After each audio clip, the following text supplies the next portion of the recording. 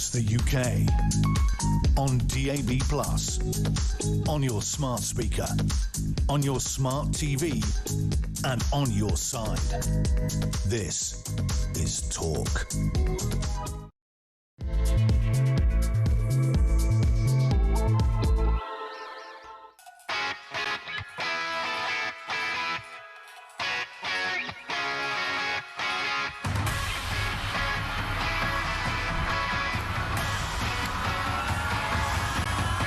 Shall we get to this?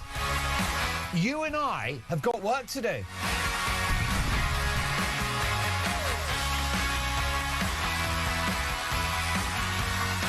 Top of the morning, it is 2 minutes past 6. I'm Mark Dolan. This is Talk Breakfast. Happy Easter Saturday. Yes, folks, it is Easter. I know that the supermarkets don't want to use the word Easter.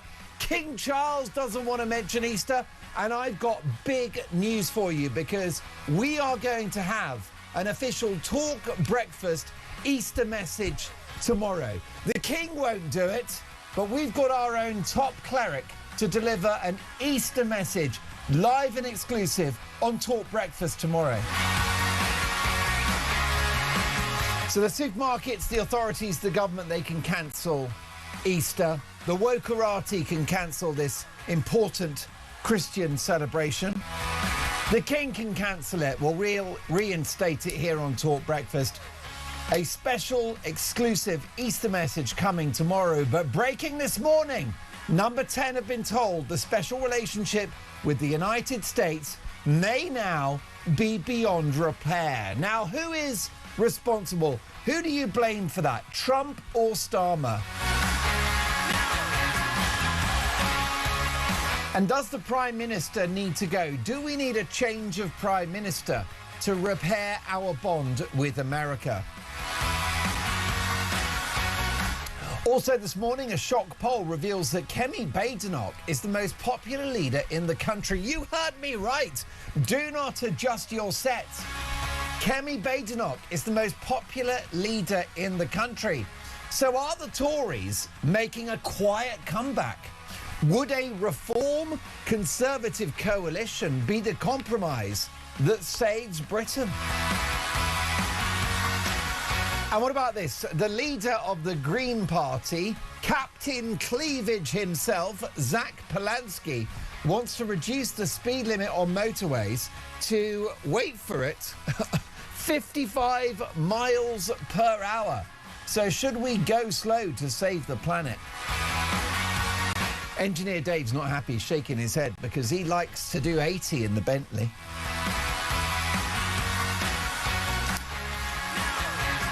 And a fresh Brexit betrayal. Dean Spencer, you will not believe this, as closer ties with the EU are going to force Britain to ditch the word marmalade. Marmalade has been cancelled.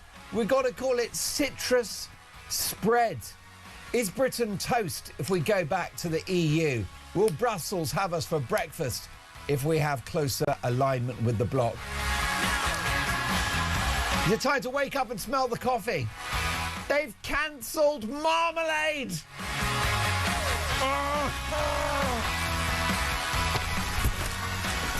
No! We left! We're out! What are you doing? I think Brexit's been a triumph. We'll come to that shortly. But they're going to cancel marmalade. Is nothing sacred. Now, folks, my priority is to get your opinions on the radio and on the telly. That's why I exist.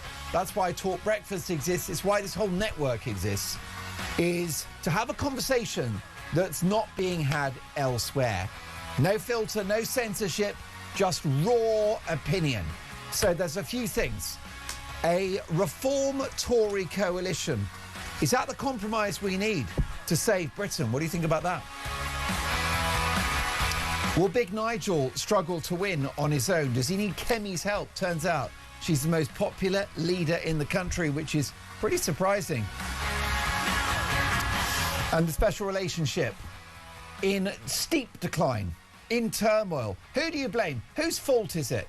Trump or Starmer? 0344 499 1000. So happy to have my good friend Tommy taking your calls today.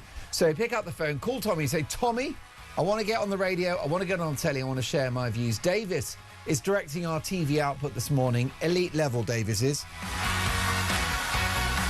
In some very fancy knitwear, because it's still cold out there, isn't it? Did they not get the memo that it's spring? I am freezing my socks off. Came in with mittens this morning, you wouldn't believe it. But you can, of course, hear the show, DAB Plus in-app and online, but you can watch us. Head to YouTube, search Talking Up We Pop, you'll see Dolan's Dispatch, a very special one today. I'll be dealing with woke Carol Vorderman in no uncertain terms. Let me tell you, her numbers don't add up. Dave the engineer pressing the buttons. Dean Spencer, executive producing the show, which means it's going to be a good one. So much to get through. As the saying goes, let's talk. 0344 499 1000. I'm going to prioritise your calls and voice notes this morning. You can also text the word talk and your message to 87222. Daily Mail front page. US rescues one of F-15 aircrew, but second is still missing. Race to find pilot shot down by Iran. America and Iran were last night locked in a tense race to find a US pilot downed by Tehran.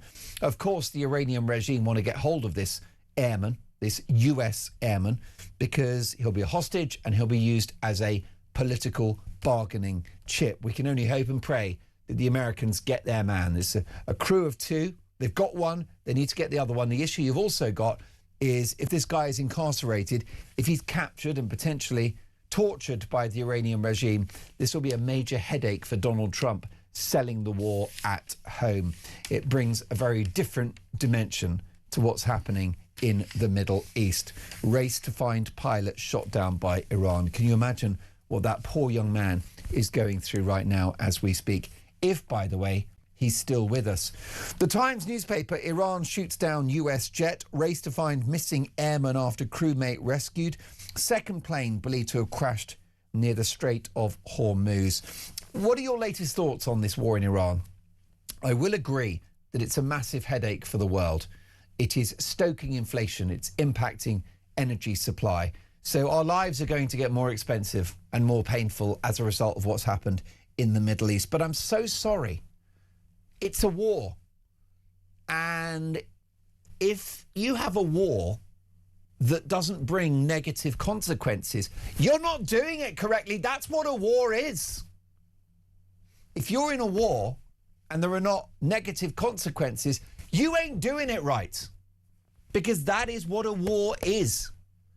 It has compromises, exactly like, for example, Israel's revenge on Hamas after October the 7th and their efforts to neutralise and disarm Hamas brought about the death of many innocent civilians. Hospitals and schools were bombed. It was devastating. But I've got three words for you. It's a war. It's a war. That is what war looks like. Old Churchill, Dean Spencer, flattened Dresden. Churchill just said, you see that big German city, Dresden? Flatten it. Churchill flattened Dresden. And it wasn't targeted because they didn't have the technology that they do now. And many Germans are still quite bitter about what happened in Dresden. They consider it to be something of a disgraceful crime, like a war crime, like a travesty. Well, I'm so sorry, Germany, but you shouldn't have had Hitler as your leader, who you actually elected in the 1930s. So go figure. If you have a wicked leader, then you're going to get bombed. That's what happens. So in Gaza, they loved Hamas and they elected Hamas. And a good 50% of the population in Gaza, even during the war, were and are pro-Hamas. Well, if you back Hamas, if you back terrorists, if you backed Hitler, you back Hamas, they're the same thing. It's a death cult. They're fascists. They're anti-Semitic. They're murderous. It's an evil cult. There's no difference between Hamas and Hitler. There's no difference between the Iranian Ayatollah and that regime and the IRGC and the Nazis. There's no difference. The progressive left don't seem to realise that. They're quite fond of Iran because Iran hate the West, and that's what the woke hate as well. So they're strange bedfellows. These very liberal, university-educated, white, middle-class British people are the useful idiots of jihadis around the world. It's very clear. We saw it with those weekly so-called peace marches where essentially they're cheering on Hamas. And now there are people marching in our cities supportive of Iran. But you've even got supposedly moderate people who are just unhappy with this war in Iran. Now, I acknowledge it's having massive consequences. It's going to cause the cost of energy to be higher for, I've got to say, the rest of the year. Because even if there's a deal now, the Strait of Hormuz will not resume its normal flow for 3 to 6 months. That's my understanding.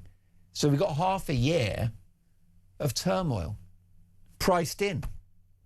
That's already where we're at. So it's going to be inflationary. It's going to be costly. It's going to be misery. And already, because we don't have energy independence, we're so exposed, it's going to get worse. And I suspect it will tip Rachel from accounts into recession. And of course, she'll blame Donald Trump. She'll blame Iran. She'll blame Brexit. She'll blame the Battle of Hastings. She'll blame the French Revolution. Because this awful duo of Starmer and Reeves, they want to blame everyone except themselves. So I've set out why this war is extremely damaging, extremely problematic, extremely costly. But I'm looking at the bigger picture here, folks. This is an evil regime, and they have weaponized the Strait of Hormuz. Can you imagine what they would do if they had nuclear weapons? You don't think they'd use them? They are crazy. They're lunatics. They are global sponsors of terror. So the idea that it's not a noble war, well, what is it if it's not a noble war? To disarm this wicked regime. This is not Iraq. These are not the weapons of mass destruction because there were none. It was only the lies of Alistair Campbell, who now makes millions of pounds a year with books and podcasts, who for some strange reason has been rehabilitated in the public eye. Right? Nigel Farage is this evil, terrible man, okay, who's just a popular politician who wants to lower taxes and have border control, right? That's his great crime.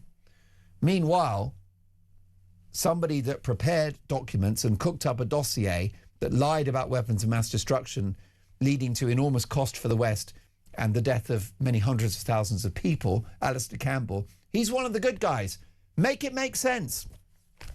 Guardian newspaper, one still missing after US jet shot down over Iran, and warnings of masculinity crisis in our schools as teachers face abuse in class. Completely unacceptable if female teachers are experiencing abuse.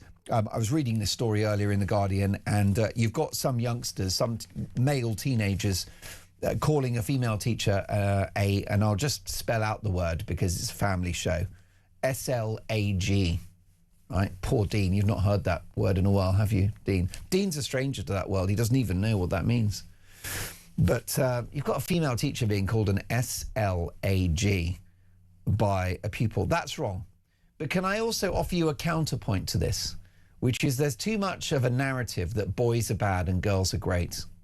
It's pathetic. In the classroom, oh, Jenny and Stephanie, and they're so inspirational and they're going to be great leaders. And then Johnny and Steve are bad and they've got to check their privilege and the patriarchy. So we've been demonising boys for too long now. I would let boys be boys. It's completely unacceptable to use these names about a female teacher, and what I would do is expel a boy that calls a female teacher an SLAG. It's unforgivable. It's a disgrace. But can we not tar all the boys with the same brush? And can we let boys be boys? And can we let men be men? Because I think you'll find that so-called toxic masculinity has been pretty useful over the years. Toxic masculinity was quite useful in 2 world wars when men had to go overseas, kiss goodbye to their loved ones, possibly never to see them again, to go and be toxic and masculine over in France and to save Europe. They did it twice, 2 world wars. So toxic masculinity was quite useful when the Falkland Islands were invaded by Argentina. Pretty useful to have toxic masculinity then. And now what's happening in Iran is we're seeing some toxic masculinity from brave US service personnel and Israelis who are disarming the most wicked regime since the Second World War, since the Third Reich. And this is what bothers me. I had the Lib Dem MP Christine Jardine on yesterday, very nice lady, and fair play to her for coming on Talk, and I look forward to our next conversation. But she was so blasé about the threat of Iran. This is not Iraq and the sexed up dossier and Alistair Campbell and his lies. This is not the mythical weapons of mass destruction. This is a proven dangerous regime, which is the biggest sponsor of terror in the world. It's a terror state. Just think about this at the moment for 6:17 in the morning on a Saturday. Can you imagine if ISIS was a country? Can you imagine if Al-Qaeda was a country?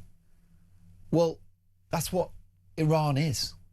Iran is a terror state. It's when a bunch of terrorists form a country. It is a terror country, a terror state. And people like Christine Jardine are like, oh, we need to negotiate. We've been doing that. It's been a talking shop for 3 decades. And Donald Trump, who we're told is a very bad man, just like Farage, right? Farage is evil because he thinks taxes are too high and he wants to have border control. Old Donald Trump is evil, even though he has no political advantage for what's happening in the Middle East. He's doing it because I think he sees himself as John Wayne in the Western, and he's dealing with the evil bandits. I think he's a true American. He's a patriot, and he's looking at Iran. He's like, wait a minute, you guys are throwing your weight around. You're threatening us, right? It's the equivalent of being in the saloon in one of those spaghetti westerns, and the evil bandits, they're waving their guns around in your face. John Wayne wanders in, goes in, you know those weird flippy doors that flip open and shut again.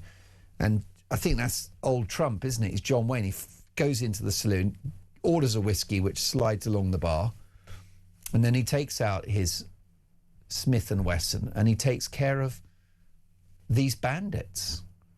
I think that's what Trump is doing. He sees himself as John Wayne in a Western. And if you're watching a Western, whose side are you on? John Wayne and the other cowboys, or the wicked, awful bandits?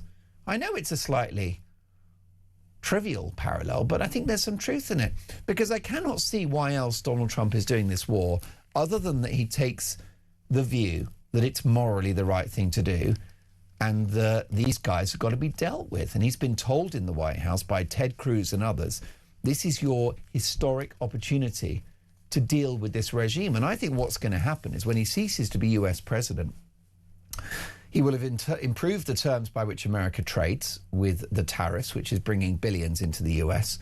He will have brought US jobs back to America. He will have secured America's energy supply because it's drill, baby, drill. And they've closed the southern border, so they have very, very, very robust borders now. I mean, about 50 people a month get into America illegally. It's pretty spectacular. Daily Telegraph, Iran shoots down first American fighter jet. And rosy future. The King and Sir David Beckham at Highgrove discussing the final details of their garden plan at next month's RHS Chelsea Flower Show. And what about this? Labour to unleash 12,000 shoplifters. Up to 12,000 of Britain's most prolific shoplifters will avoid jail under Labour's new laws, scrapping most prison sentences of under 1 year. Well, that's exactly what the old workers at M&S, Sainsbury's, Waitrose, Aldi and Morrison's need, isn't it? These thugs released early so they can plunder the meat department and throw steaks into a massive, one of those carry bag things. It's just theft. And please don't be claiming poverty on this one. So much to get through. Kemi Badenoch, now the most popular leader in the country. Is a reform Tory coalition the only way to save Britain? Special relationship in turmoil. Whose fault is it? Starmer or Trump? Who do you blame? Does Starmer need to go so that we can heal the rift with America? And should supermarket workers be equipped with pepper spray and truncheons 6:21. This is Talk Breakfast.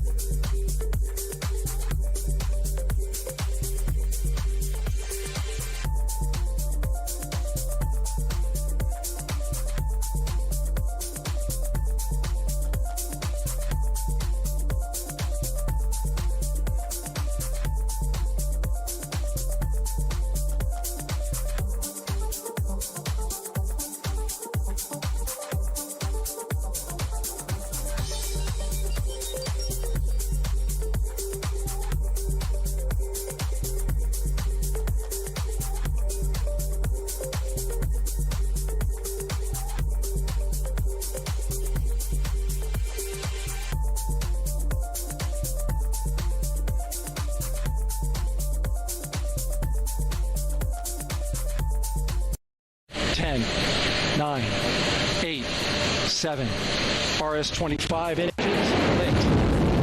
4, 3, 2, 1. Booster ignition and liftoff. The crew of Artemis 2 now bound for the moon. Houston now controlling the flight of integrity on the Artemis 2 mission around the moon. The integrity, AMT high.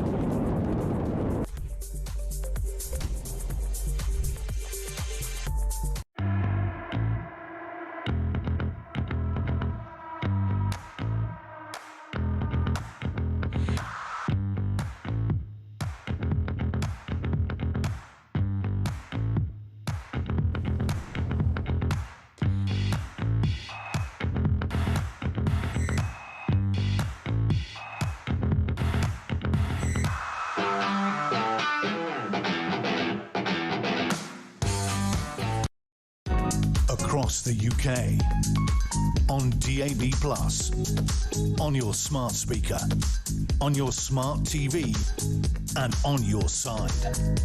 This is Talk.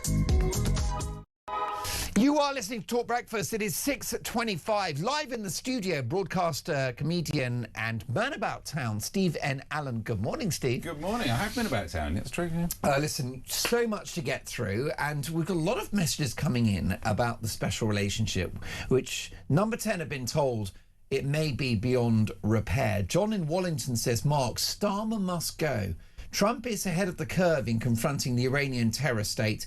It hasn't come a day too soon. Katie, good morning, Katie. How are you? Thank you for watching the show. Katie says, Mark, the fact that Iran has demonstrated its firepower by attacking other countries, by shooting down planes, by strangling oil supplies, proves that Trump was correct in telling the world how dangerous Iran is. Jane says, good morning, Mark. Not a change of Prime Minister, no, a complete change of government. If it takes a coalition of Tory and Reform, at least we may be friends with America. Jane, thank you for that. Keep those messages coming. Steve and Alan, we know the special relationship is in turmoil. Whose fault is it? Starmer's or Trump's? It's Starmer's, because Trump, there's no two ways. You've got to deal with Trump the way Trump wants to be dealt with. But before we start, we do need to split out the two types of special relationship. There's leader of the UK and leader of the US. That one, forget it. It's over and done with. There's the UK and the US. That special relationship is salvageable eventually. That's a long-term deal anyway. Yeah. Give us enough time.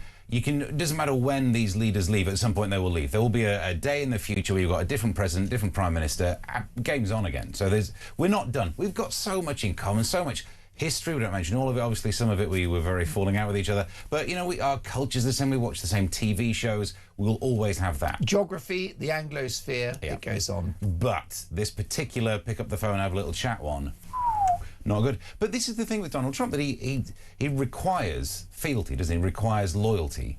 And Starmer, in some ways, was doing it out of, I think, chickenness. But it played better than I think we all thought it would. You'd get the survey saying that loads of people don't like our involvement in the war, but I think the surveys are asking, like, would you like us to have troops on the ground or actually sending over aeroplanes to do some bombing? People are less in favour of that. The use of bases, I think we could have been involved in that more early days. If your fear was we were going to be brought into the war, we're going to be brought into it anyway. I always say that never, even if we made it very clear our bases should not be used, there'll never be someone chanting death to the West, but not them, because they didn't let their bases be used. We're in it. Do you know what I mean? And at some point in a war, everything becomes defensive. So that his little flapping in the wind, like we won't be involved. Well, the issue is, if he decided to really own it and grant no access to UK air bases, that's fine. But he at first restricted access and then granted it, thereby pleasing no one. Yeah, under the small print of it, only defensive things, but everything's defensive when you're halfway through a war, do you know what I mean? Yeah. So, I think the relationship between Trump and Starmer probably fully kaput. Then again, even, you know, the Vice President called him a Nazi at one stage and turned it around. So you can get back in Trump's good books. I don't know if not supporting him during a war is something you can ever put up with, though. Well, Starmer thinks it's a win, that the war is a hot mess, that Kemi Badenoch and Nigel Farage, who were at the early stages supportive of the war, have gone very quiet about it, and he thinks this may be a rare slam dunk for his premiership. Is there any possibility that's true? It's the closest thing to a slam dunk he's had, because, as I say, I don't think he was planning this out strategically, thinking my level of involvement will pay off in the future. I think it was having an obsession with international law, which I understand, hey, that's what's written through him. You cut him in half and it will say international law. But at some point, right at the top of what's happening, there is no international law. At some point, it breaks down to person with biggest nuke wins. That's the way it works in the world. So I think he was he was setting out a level of involvement based on an obsession with international law. In some ways, it paid off because people fear too much involvement. But I tell you what, if you did a different question in the survey, if you didn't go around asking people, would you like us to send over some aeroplanes and really get involved? If you said, would you like a state that funds terror to not have nukes?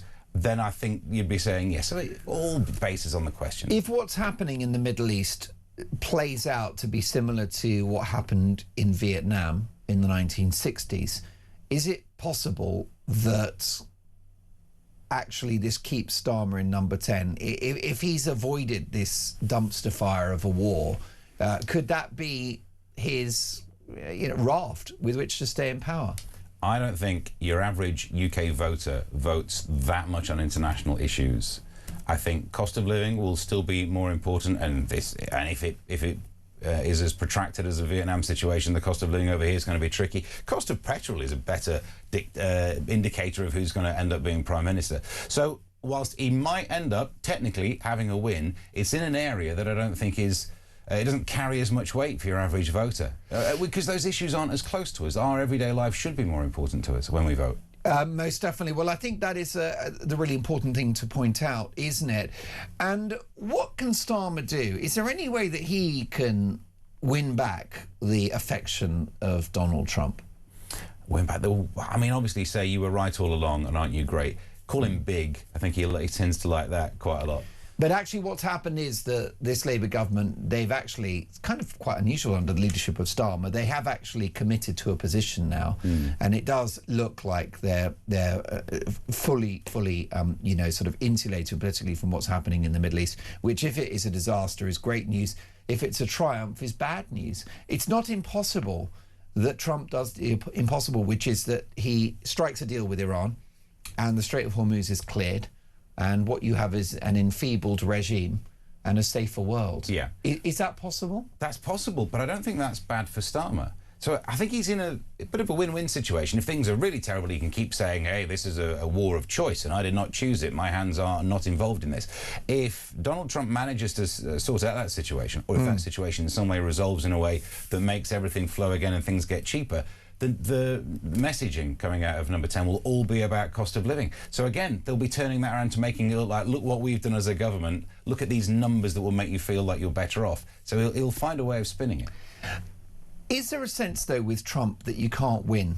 Because unless you follow all of his wishes, he hates you. Yeah. So is there a note of sympathy that can be struck for Starmer that actually, with Trump, you know, that unless it's total slavish loyalty, he's not going to like you? Do you know what? I'm not sure I fully believe that, though, because in the past, Starmer and Trump seemed to have a better relationship and they weren't agreeing on everything. As long as you have some areas of agreement and some areas of... I think Trump likes a show of strength. He's old school. It's a good point. So I think if you just simply go up to him and just go, oh, yes, bow down, he will then thoroughly abuse you. That's what happened in the past with other people in the Republican Party who decided, like, we're not going to beat Trump, so let's become such a fawning sop to Trump. And then, you know, people end up getting their wives insulted. That was the level. I think he's old school. He's proper old. The values that he likes are the strength, show strength. All the people that he seems to speak well of are the strong men of politics.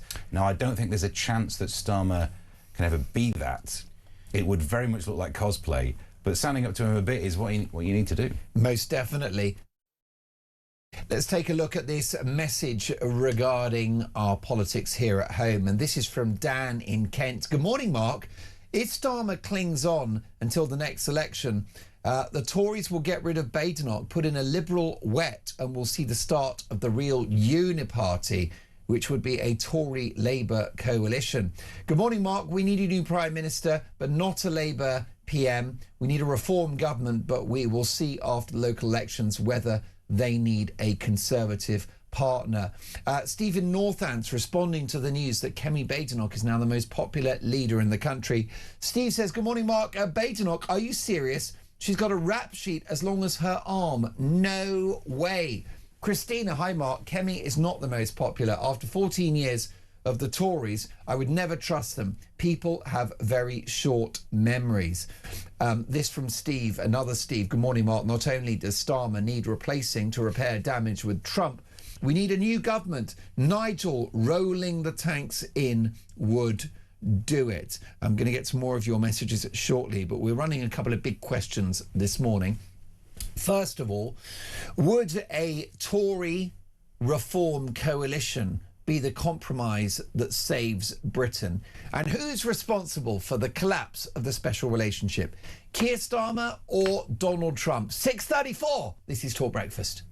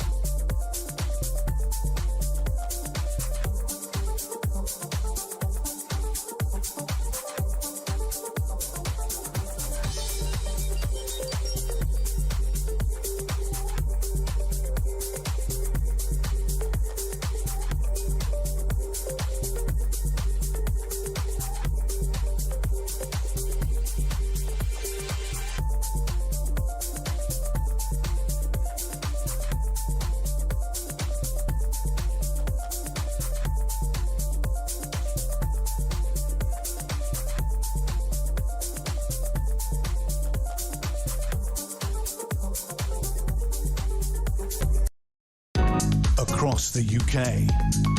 On DAB+, on your smart speaker, on your smart TV, and on your side. This is Talk. All right, you're listening to Talk Breakfast, and I've got to tell you, Talk Breakfast, the home of the voice note. Let's hear from Liam. Take it away, Liam. Morning, Mark. Happy Easter. It's Liam in Oxfordshire here. I think Farage's star has begun to wane. It all started for me with the treatment of Rupert Lowe and Ben Habib, and even more recently, the fact that he keeps appointing Tory light members and also those of a certain faith. I think that's kind of rankled the core support of reform voters. I think Rupert Lowe is the one to watch, really, with Restore. But maybe an alliance with the Conservatives is going to have to be the only way. Just going to have to pinch your nose and go for it. But, you know, there's still 3 years left, so let's see how it goes. But what my main fear is that the right is very, very fractured. And unfortunately, and scarily, it could lead to a Labour-Green coalition and 5 more years of these clowns and Polanski as well. God, can you imagine it? Anyway, cheers, Mark. Thanks.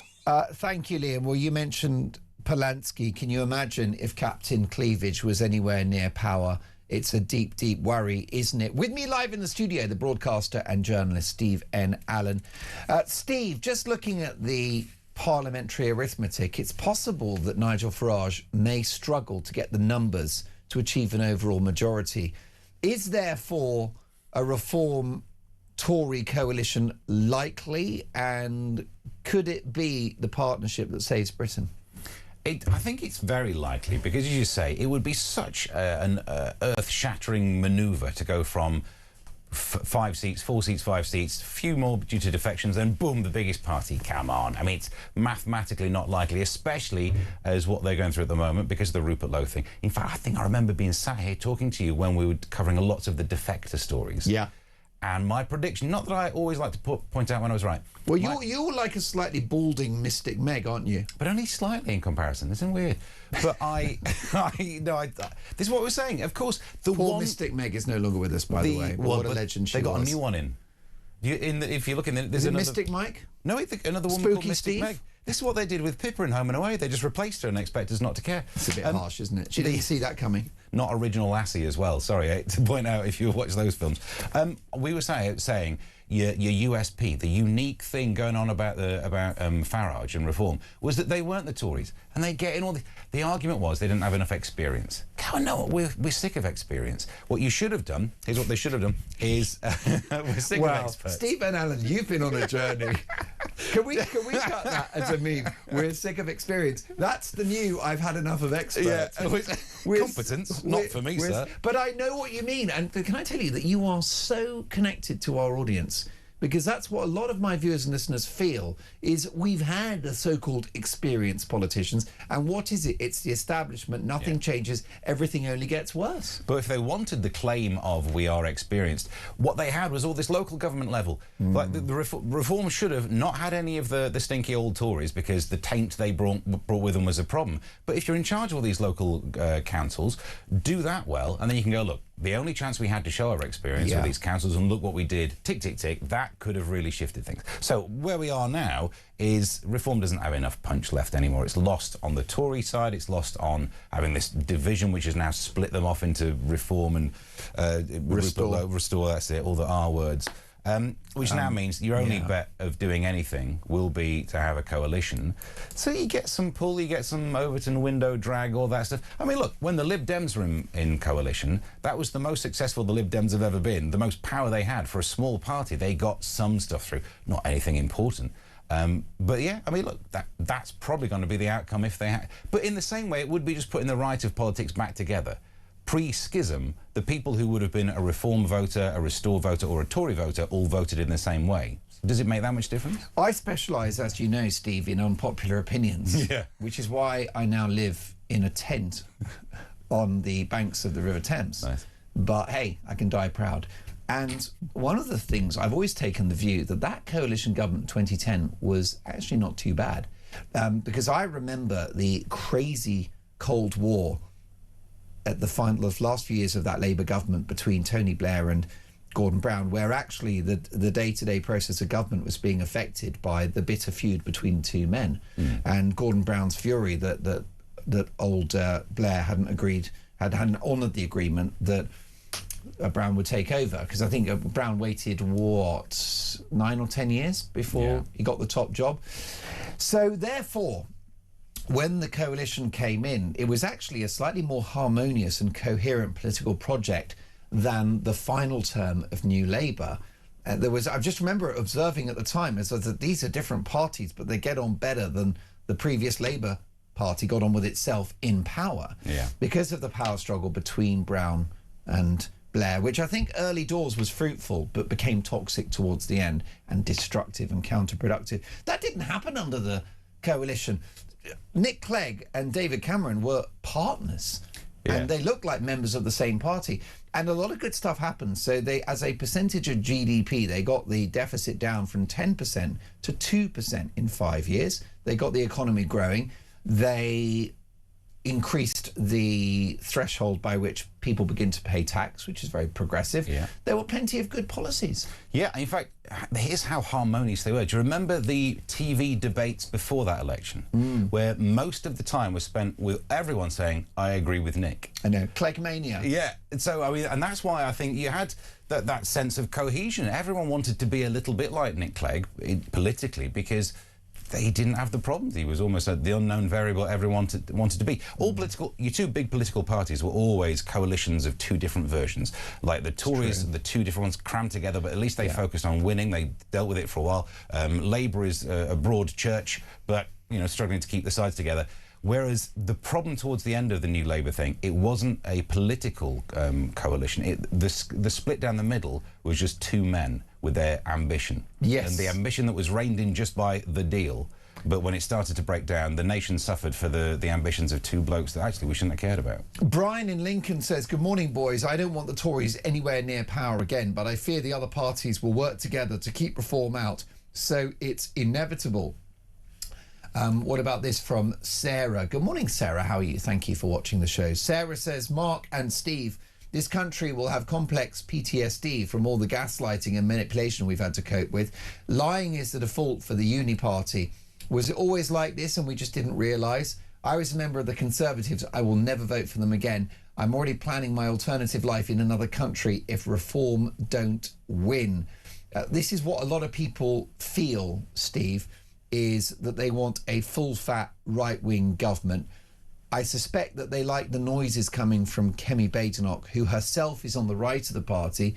Many would argue, though, that those backbenchers sat behind her are not as right-wing as she is. Yeah, as we were just saying, though, the Tory party is a broad coalition of you one nation ones, all the... I remember... But some would argue that reform don't have that problem. They don't have the problem, therefore they don't have the size. And we are a first-past-the-post You're system. telling me size matters? It matters both in terms of length and width politically, because breadth, I think, is what we're going for. Does Nigel have girth? Well, I've read, but this is a different conversation.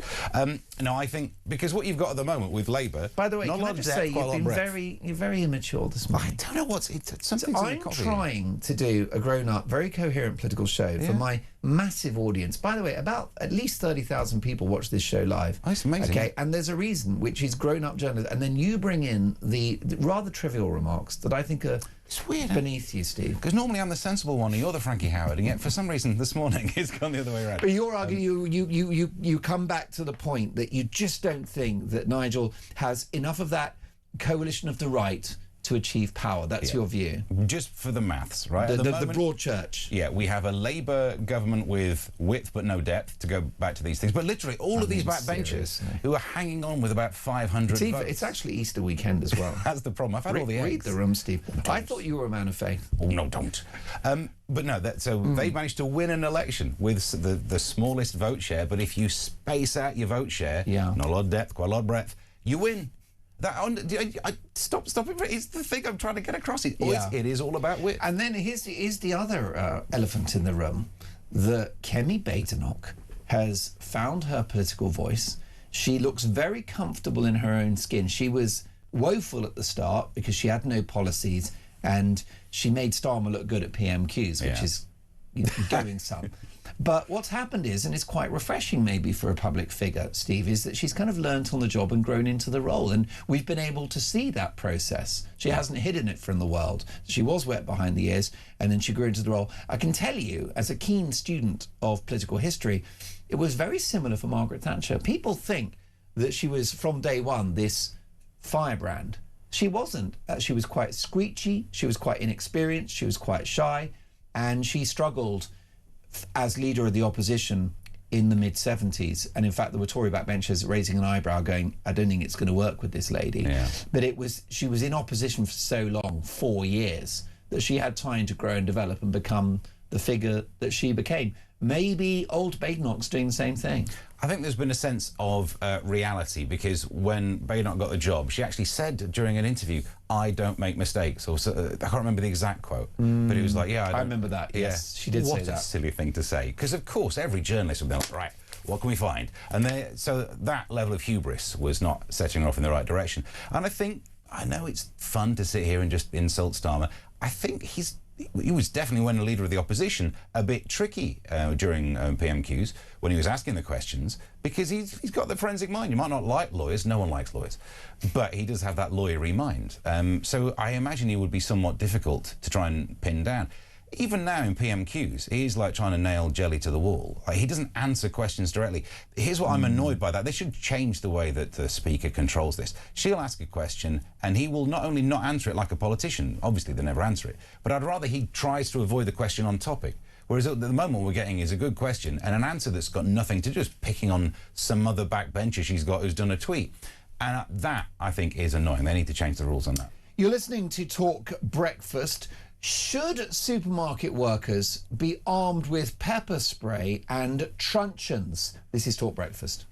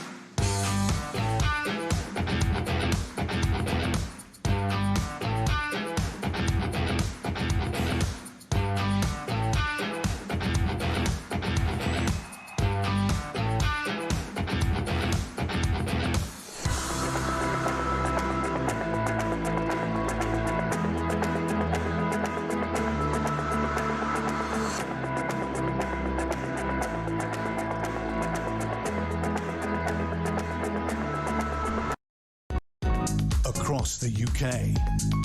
On DAB+, on your smart speaker, on your smart TV, and on your side. This is Talk. To blend in.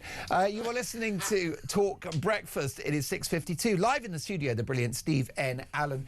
Steve, are you concerned about the spectre of gangs of youths steaming into branches of M&S and Sainsbury's and stealing stuff? Yeah, I mean, the pictures we saw, the Clapham link-up or whatever they're called. I mean, I'm not invited to these things. I don't know all the details of them.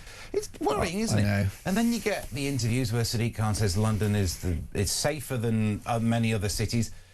Doesn't even matter. This thing you've just said out loud does not matter. Stop the thing happening that we can see. Shoplifting has gone up. So yeah, look, you can cherry pick your data to find which kind of violent crime has gone down. Great, lovely. And it's not a but. And stop the shoplifting. Is it too much to ask? Well, I'd love to live in a place without shoplifting. I totally agree. A lot of the regional mayors talk about the homicide rate. That's a red herring because just not many people get killed in our cities. Yeah. So that's a bit like saying, buy the new Ford Focus, it won't explode. It's like, no, Ford Focuses don't explode. What it might be is that the engine has wear and tear or the tyres go flat. But, you know, it's therefore misdirection to say very few people. We've never had a time in our history when many Londoners got killed, luckily. And, of course, if it's one, it's too many. So, therefore, it's a completely meaningless stat. If you look at on-person crime, whether it's theft or violence, it's all up. Sexual assaults are up. Knife crime is up. And now you've got the spectre of shoplifting. Why is it important? Why is it such a problem? Because some would argue these supermarkets are rich and they're going to lose a few jars of Nescafe Gold Blend. It ain't the end of the world.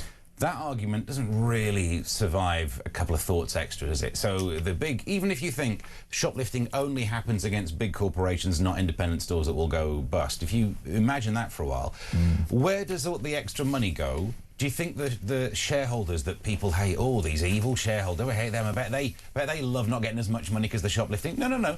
The money will simply go back on the food prices that we all pay. So the shoplifting will make everyone else that shops there pay more. We're still the victims, right? Still, I go into a shop, I see someone run in there, fill a bag with whatever they fill, run straight out. Have you witnessed it? Oh, loads. Yeah, for a short while I lived in Hackney and there was a supermarket right there. Almost every time I went in, there was something. It was like people with bags straight down the booze aisle, fill it up, run out. No one does anything. And it's just, I know it's a petty thing, but the thing that really annoyed me is then I still have to queue up to pay. It's another waste of 5 minutes to get to the self-scan where they're out of here and they've cracked on with their day. So, yeah, look, the argument about big shops, we all still have to pay, but it's the fact that if you witness people doing crimes and see no action against it, you start to think, oh, what other crimes can we do? I think this kind of happened when the decision was made to make cannabis not really botherable. They didn't decriminalise it. They were like, wow, we won't bother getting the police involved. As soon as you get that little opening, the idea that a crime might not be bothersome to the police, and then shoplifting, oh, they're not turning up for that 100, 200 quid. I know they're changing that number now. But then you start to think, oh, are there other crimes that you can just have a go at? I guess we get to make a moral decision on the crime, and the laws we'll bother sticking to now. Well, that's the way that you get some societal decline. Most definitely. And there are countries which, unfortunately, have a lot of poverty, but don't have shoplifting and don't have a lot of muggings. Countries like Singapore and the Emirates. Now, I don't want to live in a kind of legal framework where people don't have human rights.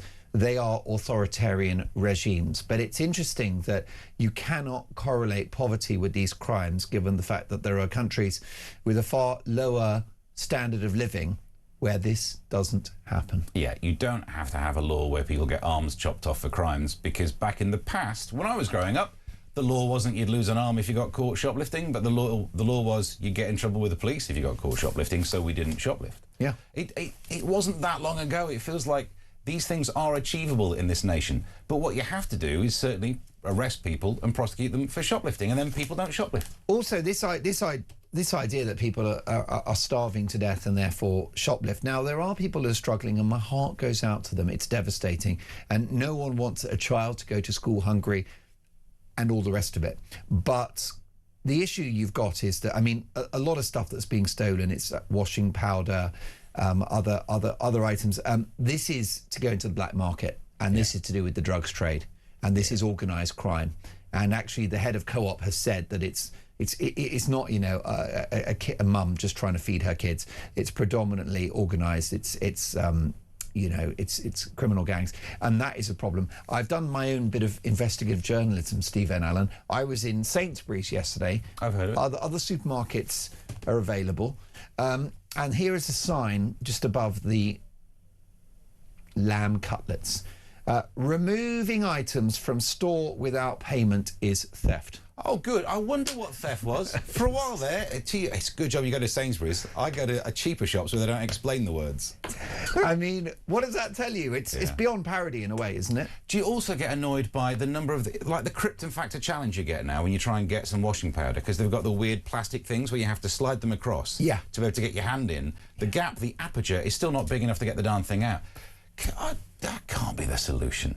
Because it never what we grew up in a time when you didn't have to solve this weird instant lock-in crystal maze puzzle to manage to buy an item, and just have some laws.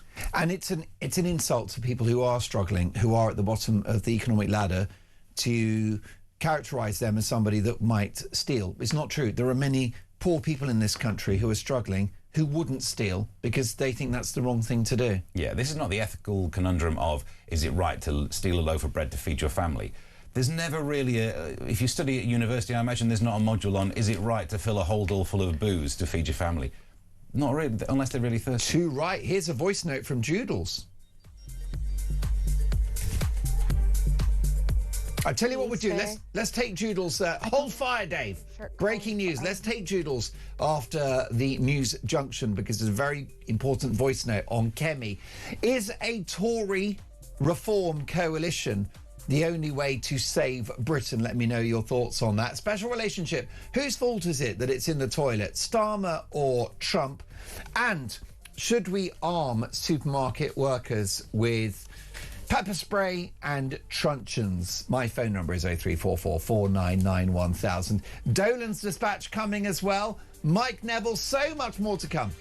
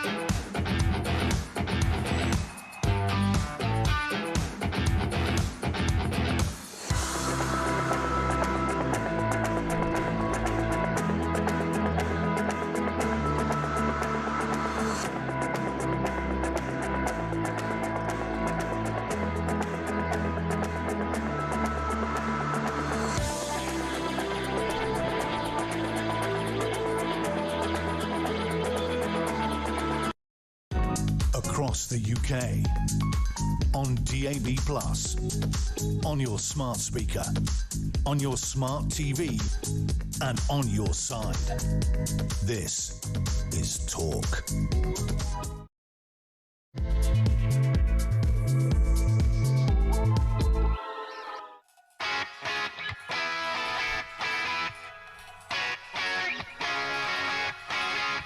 Three minutes past 7, top of the morning.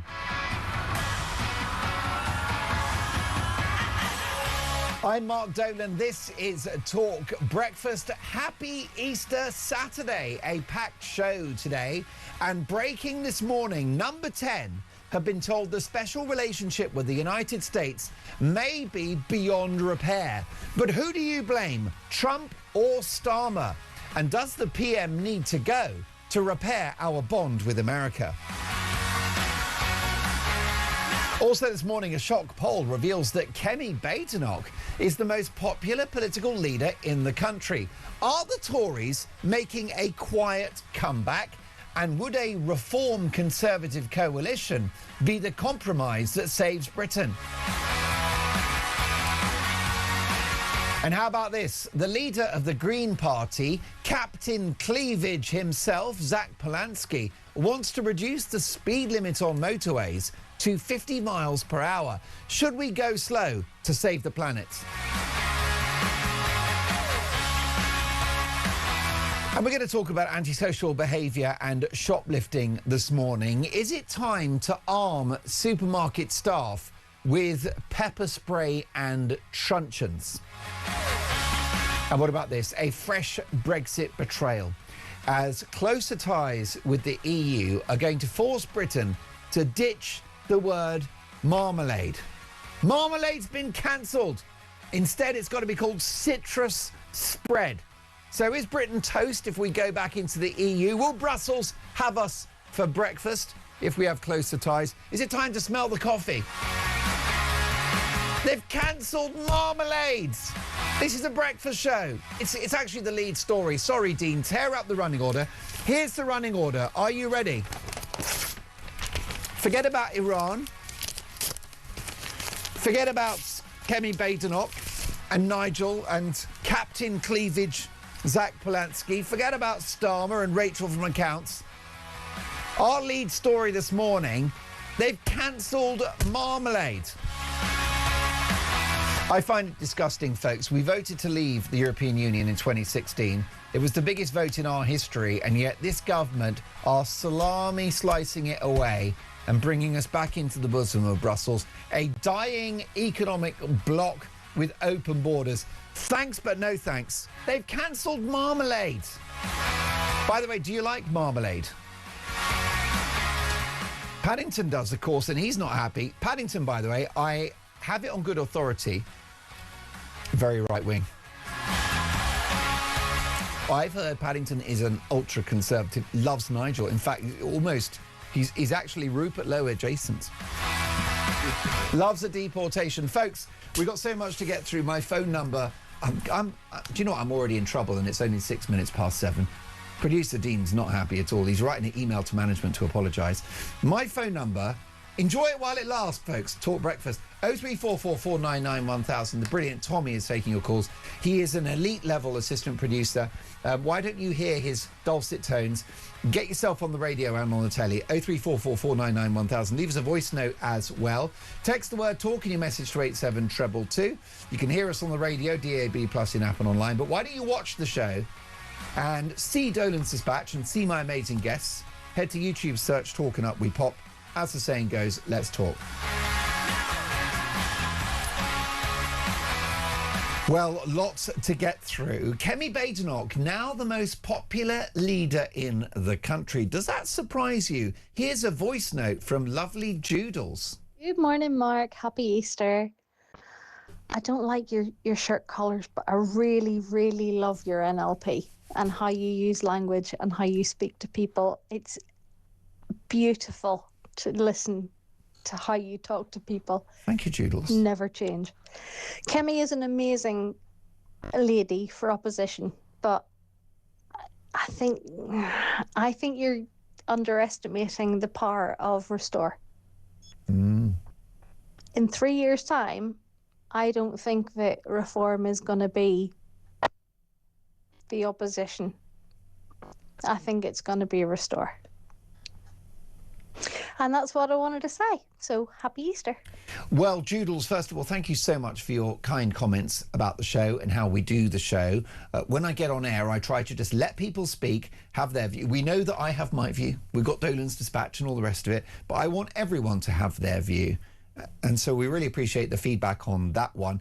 The other thing to say is apologies for the shirt collar. It's called a cutaway. And Steve N. Allen, broadcaster, comedian, entertainer and journalist, this is controversial. I think we could call it Shirtgate. What I'm wearing today is not everyone's cup of tea. No, it's terrible. It looks like there's been an accident. It looks like you've leant too close to a lawnmower when trying to fix it. Something's missing and it's your shirt collar. I'm on a budget. Yeah. Mrs. Dolan has expensive tastes. Is it moths? I've amassed gambling debts over the years. I had a different lifestyle in the 80s for which I'm still paying a price. Yeah. No, it's called a cutaway. Some people love it, but listen, Joodles doesn't like it, which I respect that. It's all about opinions. What about this war in the Middle East? Whose fault is the collapse of the special relationship? Is it the fault of Starmer or Donald Trump? Here is Anna. Good morning, Anna. Sorry. If you ask me, do I want to be involved in a war in the Middle East? The answer is no, absolutely not. If you ask me, should we be involved in a war in the Middle East against a tyrannical regime who are a danger to us, and so supporting our closest allies who also keep us safe and trade a huge amount with us? The answer is yes, absolutely. Starmer simply looks like a coward. He looks like a man trapped at an office party with his wife and his secretary who he's sleeping with, or husband who he's sleeping with, chatting. And he's trying to have a conversation with both of them. He just looks pathetic. He looks sneaky. He looks deviant. And I'm afraid I've got no respect for him. He's made us a target for every nutter in the world because we look defenseless. We just look a hot mess, Mark. I could cry this morning. Thank you. Anna, thank you for that. And I never want you to cry, but I understand you're very sad about the direction of travel of the country. I agree with you. I don't have a huge problem with the Labour Party per se, but the current leadership are just so below par. I consider Starmer, like you've said, to be slippery and duplicitous. But can a note of defence be struck for the Prime Minister? He's inherited a lot of problems from the previous administration, Steve. True, but not the ones we're talking about. So there are so many problems that we have to discuss that have been the Starmer didn't break Britain, did he? No, Britain was already broken, but then adding to it. It's the same thing you get with Rachel Reeves. The situation was dire, but the situation was made worse by some of the things brought in, some of the additional, like the national insurance thing. All of it was simply the rules that Rachel Reeves had given herself. So there's no one else involved in this. This is a Mobius strip of blame. So, yes, the situation was bad. It's and, not a but. They've also done things to make it worse. Budgets shouldn't make the economy worse because a budget is a lever that you pull to improve the economy, isn't it? Yeah. So it's a really hard sell that you've had two budgets and that we've got less growth and more inflation and more unemployment. It's just so hard to spin that they were good budgets. Yeah. We're going to go for growth. Well, how? Because you brought in something which retrospectively even Rachel Reeves has said that has had an impact on employment. Of course it would. You're taxing employers. It's going to impact employment. If we were resplendent with absolutely everyone having a job, too many jobs, then yeah, you could then do it. Look to the areas where you have the ability to move, to pull a lever without it impacting the economy. And that's not what's happened. What about this? Because you're a bit of a scientist and you're very empirical. Is this the long game? Could Labour argue that with those two budgets, it's a case of things are going to get worse before they get better? Well, I mean, they did talk about that. I remember when Keir Starmer was saying something like, this is short, was it? Normally we talk about short-term, long-term pain, other way around. It's short-term pain for long-term gain, but this is short-term pain for long-term, slightly less pain. What a I mean, the whole thing was managing expectations. Be still my, what is it? Be still my beating heart. Yeah, straight out the traps. It was like depressing things are really bad. Oh, there's a black hole. It's really terrible. they've not inspired confidence. I don't think this is a ship turning around, because they were going for growth and we've seen less growth. So it's not like we're planting the seeds and look how this will at some point reap fruition. No, it seems like things are still getting worse. This long-term gain, I'm not sure how long it could be. Number 10 have been told that the special relationship may be beyond repair. Let's head to the United States and Cindy, who's in Michigan. Good morning, Cindy. Good morning, Mark. I want to tell you, you are a brilliant presenter. Oh, no, you're so kind. That's very sweet really of you, Cindy. Thank you. And you have good fashion sense, you know? Well, not everyone is loving the open collar. You have to be willing to take chances sometimes. Correct. Well, I do that on a daily basis because I get dressed in the dark. And Cindy, what do we make of this? You're in the United States. Okay. Yeah. I mean, whose fault is it? Because, I mean, Donald is a bit of a bully, isn't he? Oh, let me tell you. Oh, I'm dying to tell you. I hate Starmer so much. He is hurting the UK. He is a danger to the UK. A danger. And you can see that. You're in the United States and you can see that across the pond. And in what way do you feel Starmer is such a dangerous figure for Britain? Ooh, where do I begin? Oh, my God. Okay, let me tell you. You know, first of all, he does nothing but put the Muslims first. He's scared of them. He has put in some rules that I feel are dangerous. And he wants to get you close to the EU. Yeah, which is a dying economic bloc with open borders. Brexit. Sorry, Cindy? Yeah, you already voted for Brexit, too. I know. And he wants to reverse that. That's not just his decision. And who does he think he is? Cindy, when I listen to you, I feel very flattered because I think that although you're in the United States, you care about what's happening in Britain. 100%. 100%. Why do you care? You in the UK, you're like our brothers and sisters. Yeah. There's just an ocean, okay? And that's not much. It's like seeing a brother or sibling make some bad choices in their life, isn't it? Right. I and the rest of America, we don't like to see what Starmer's doing, and it's painful because we can't do anything about it until he's gone. And the people already want him gone, but he's just stubborn and he's not budging. He knows that the people want him gone, and he's just like, you know what? I don't care. I know what you mean. I do think that he's dug in now and has given up any idea of taking the people with him or being popular. Cindy, stay with me if you can. Live in the studio is Steve N. Allen. Stay with us, Cindy. Let me get Steve's reaction to that. What do you have to say about Cindy's comments there? I can't believe she likes your shirt. It's ridiculous. I mean, look, you know, and it's it's the evening in America. Cindy may have had a drink. There is that. No, it is nice to hear people in America actually paying attention and concerned for the way this nation's going. But I think it goes back to what I said slightly earlier about the two levels of special relationship. Leader of the UK versus leader of America not getting on. But America, the US and the UK, we're getting on because we are similar, we have ties. So actually, in a sense, it's good that we can survive leaderships not getting on with each other. The two nations are linked, and I think that's what we're hearing from Cindy. Most definitely. Cindy, what about Donald? Does he not share some of the blame, given the fact that if you don't support him 100%, he gets very angry with people and you're the enemy? Yeah, you know, this is what I think. I think I can't put this any other way other than he lets his mouth do the walking, if you will, sometimes. And let me also say that heaven forbid, okay, let me preface this by saying heaven forbid there was a country that wanted to do something bad to the UK, cause some harm, he would step in. He wouldn't just stand there. I agree. He would completely step in. Now, if you're talking about the Strait of Hormuz, I think he's not going to really do anything with that. And Cindy, how do you see all of this play out? Because it's my prediction that whilst the war in Iran has been very expensive, it's impacted the world economy, and of course it's very inflationary. It's making fuel less available and more expensive. So we're all paying the price for it, including Americans.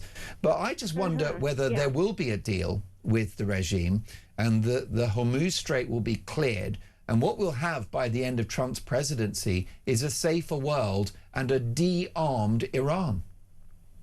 Definitely a safer world. And America, well, let me tell you, Trump is not doing so hot in the polls here in America. So we're not happy we don't want to be too long in this situation with Iran. So he knows that he's got to wrap it up, if you will. Yeah. And he's going to. I really feel that he's going to. I don't see troops on the ground because America will get really hot if that happens. Yes. Hotter. When you start losing U.S. personnel, then it suddenly becomes massively politically problematic, doesn't it? I think he's gonna tie up loose ends soon. Well, Cindy, I hope you're right. I give it a month or two. You give it a month or two. Well, listen, I tell you what, stay in touch with us about it, because having your perspective from the United States is extremely valuable. And thank you for striking that note of positivity. I watch you all the time. I watch Talk all the time. So I'm not going anywhere. Well, listen, Cindy, we're lucky to have you watching. What time is it in Michigan at the moment? It's approaching 2 a.m. Right, so Cindy, it's your bedtime. Okay. It's time to wake up. Yeah, well, that's metaphorically, that's definitely true. Cindy, thank you for the very kind words and for watching the show. And call me again soon, because we love your company here on Talk Breakfast. Cindy in Michigan there, who says that, yes, the war is definitely a challenge. Donald Trump, the folk in America are not loving what's happening, but if it can be tied up in the next month or two, then they will take that. Whose fault is the collapse of the special relationship? Is it Starmer or is it Trump? But next up, is it time to arm supermarket staff with pepper spray and truncheons? 7:20, this is Talk Breakfast.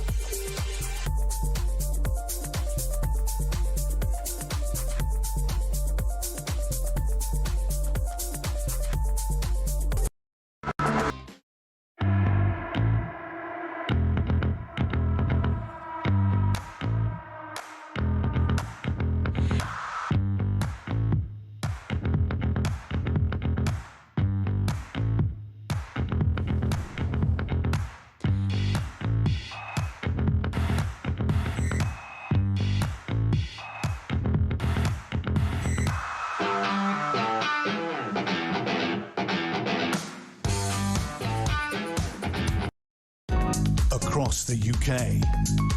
On DAB+, on your smart speaker, on your smart TV, and on your side. This is Talk. You are listening to Talk Breakfast. Mark Dolan with you until 10 a.m. The fabulous Alex Phillips live thereafter. And let me tell you, we're doing something very special tomorrow because the King has decided not to do an Easter message. The supermarkets don't mention Easter or woke TV presenters. Well, we're doubling down on Talk Breakfast. And at 9 a.m, tomorrow's Dolan's Dispatch is an Easter message from a leading cleric. So we're all in, folks, on Easter, and may I wish all of you a very happy Easter. Live in the studio, the brilliant broadcaster and comedian Steve N. Allen, and down the line, former Met Police Detective Chief Inspector Mike Neville. Hello, Michael. We've just lost Michael for one moment. A very interesting debate that's raging online at the moment, Steve, and it's about whether supermarket staff, particularly security guards at supermarkets, should be armed with pepper spray and potentially a truncheon. I'm delighted to say we have the line now to Mike Neville. Good morning, Mike. Good morning, Mark. The boss of Iceland has said that actually the security guards at supermarkets should have more protection, and pepper spray and some kind of truncheon would help them to keep order. What do you think? Well, maybe it would, but the law says that if you're like a security guard or a member of the public, you can make an arrest. We can all make citizens arrest if somebody's committed a crime, and you can use reasonable force to effect that arrest. And it could be argued if somebody's very, very violent, if you had a pepper spray and a truncheon, you could use them. But what protection are they going to get? Can you imagine the outrage? You imagine these, you always get, it's a 15-year-old child who was pepper sprayed. Now, you look at these... Welsh choir boy, isn't it? Yeah, if you're watching these images here, if you're watching the images, you can see, that if that's a 15, 14, 15-year-old, well, there you go. But how they're portrayed in the media would be, particularly the left, would be, it's a 13, 14, 15-year-old child who was beaten and pepper sprayed, when in reality it was a security guard being attacked by 60 people. And I just think that the security guards would be so afraid to use it. I mean, they're too afraid to grab hold of people to stop them shoplifting, never mind use weapons. Let me bring, if I can, Steve N. Allen into this conversation. Mike, what do you think? Because, Steve, there are reports that in Spain, for example, security guards do have pepper spray and do have some kind of simple weapon, a truncheon-like device.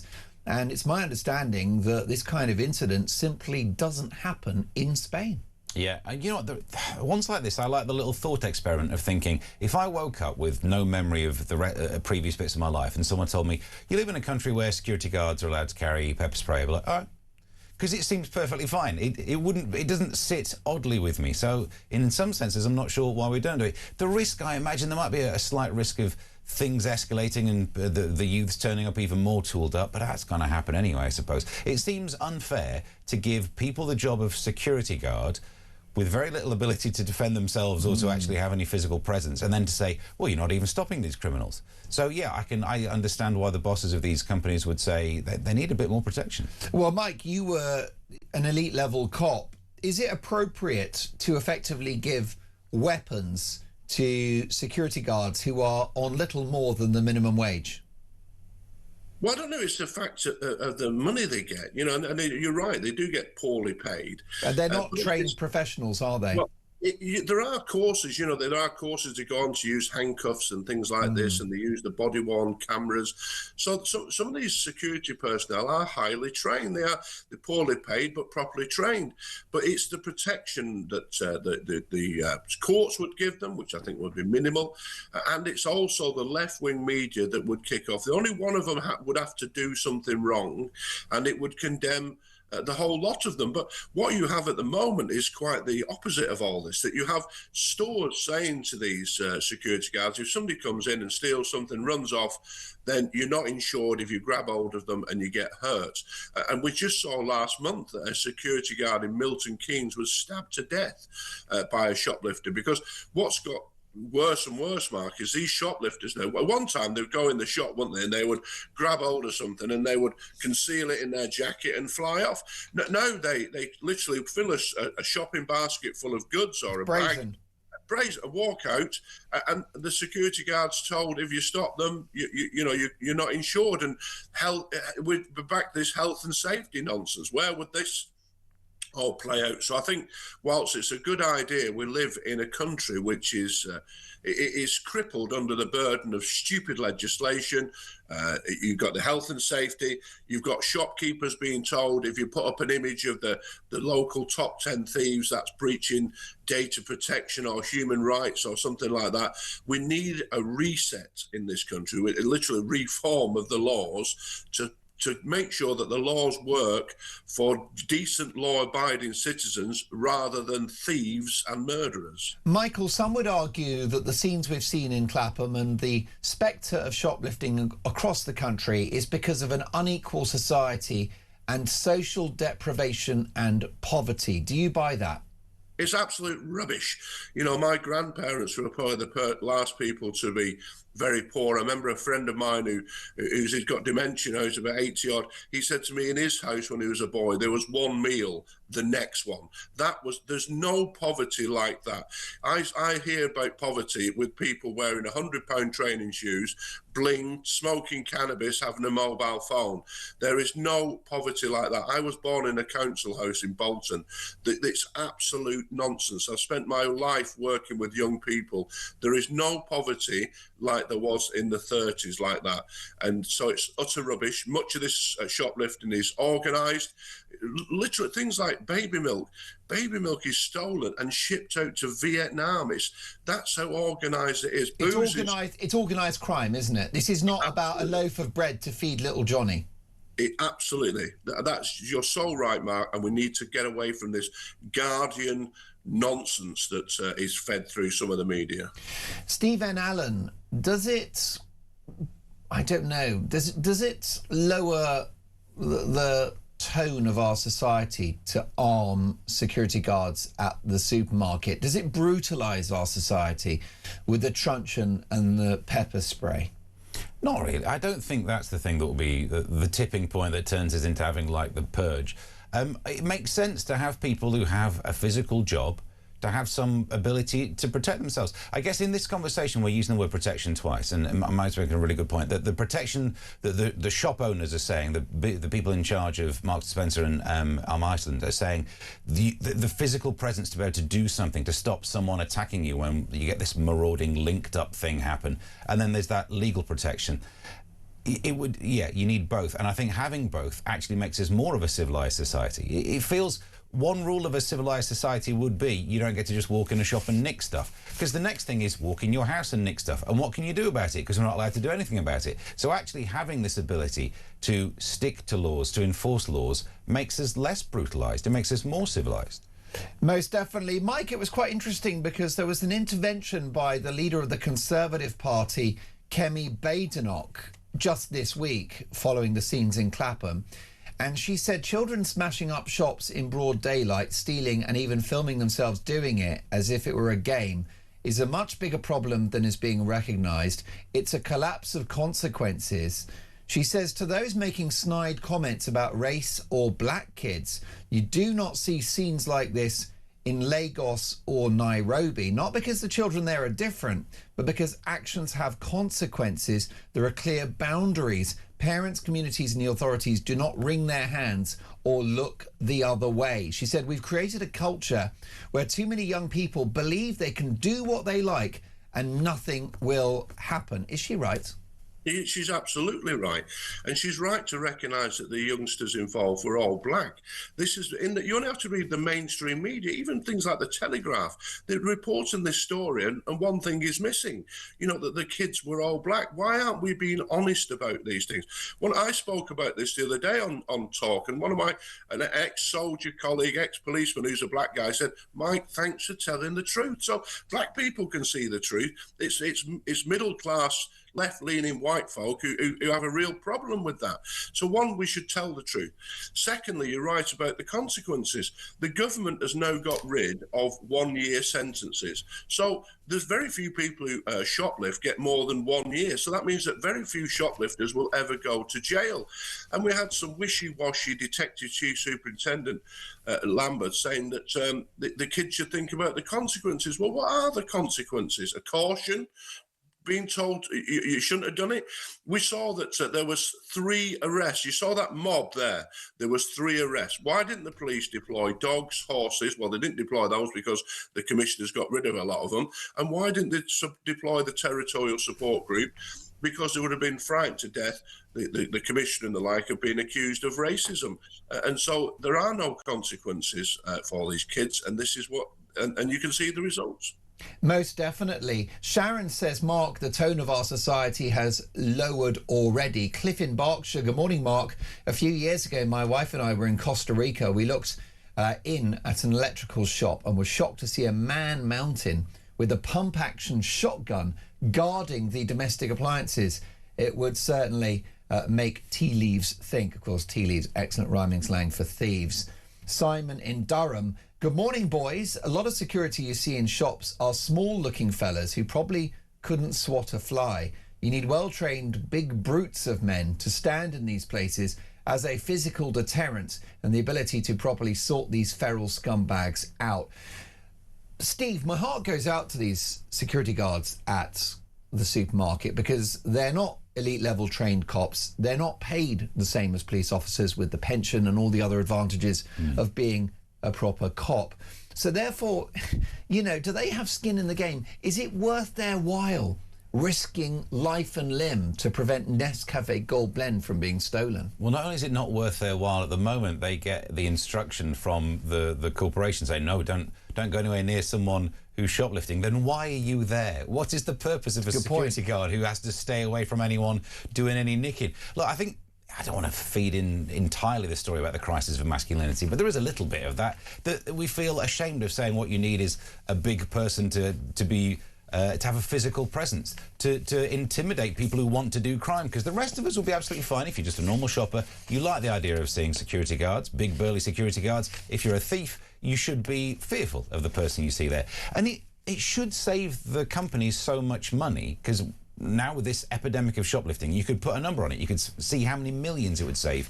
And that money, in some ways, should go to probably increase the wages of these people who would be providing a good service and should be paid properly for it. Well, I completely agree. Why they should risk life and limb if they're on 11 quid an hour is anyone's guess. And I really salute the work they do. And when I go to a supermarket, Mike and Steve, I don't know about you, but I greet them and I say hello. And when I leave the supermarket, I acknowledge them. And I feel sorry for them because I think sometimes they're just invisible, but their job is an important one. Mike, before the break, fears that crime will snowball out of control are occurring at the moment because of a new law that aims to cut prison overcrowding.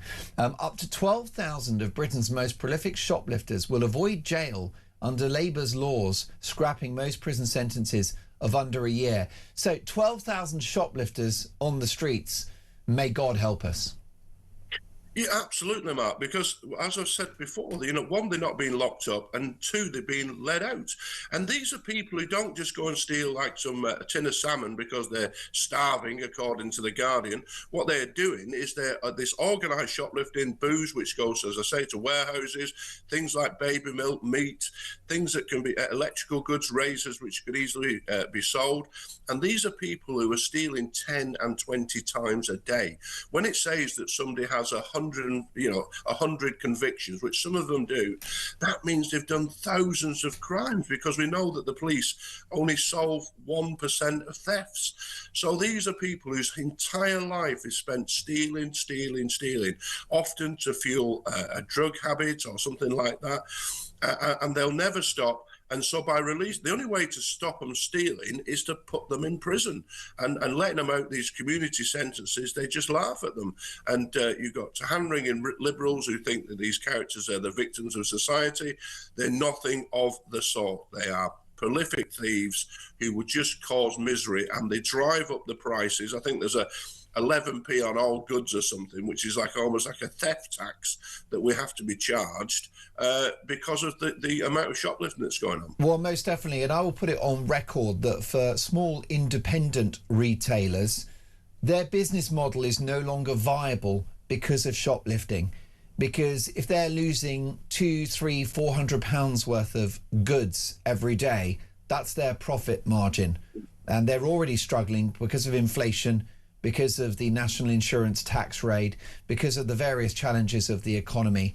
And therefore, it stops being viable. And I'm hearing from good authority that lots of these individual independent convenience stores, who we really appreciate because they're open all hours, are folding because of the cost of shoplifting, because they'll catch some people, but they won't catch them all. I'm delighted to say that Mike and Steve are staying with us. And coming up, this is pretty wild, folks. The leader of the Green Party, Captain Cleavage himself, Zach Polanski, wants to reduce the speed limit on motorways to 55 miles an hour. Should we go slow to save the planet? And the EU want to cancel our Marmalade. 7:39, I should say. This is Talk Breakfast.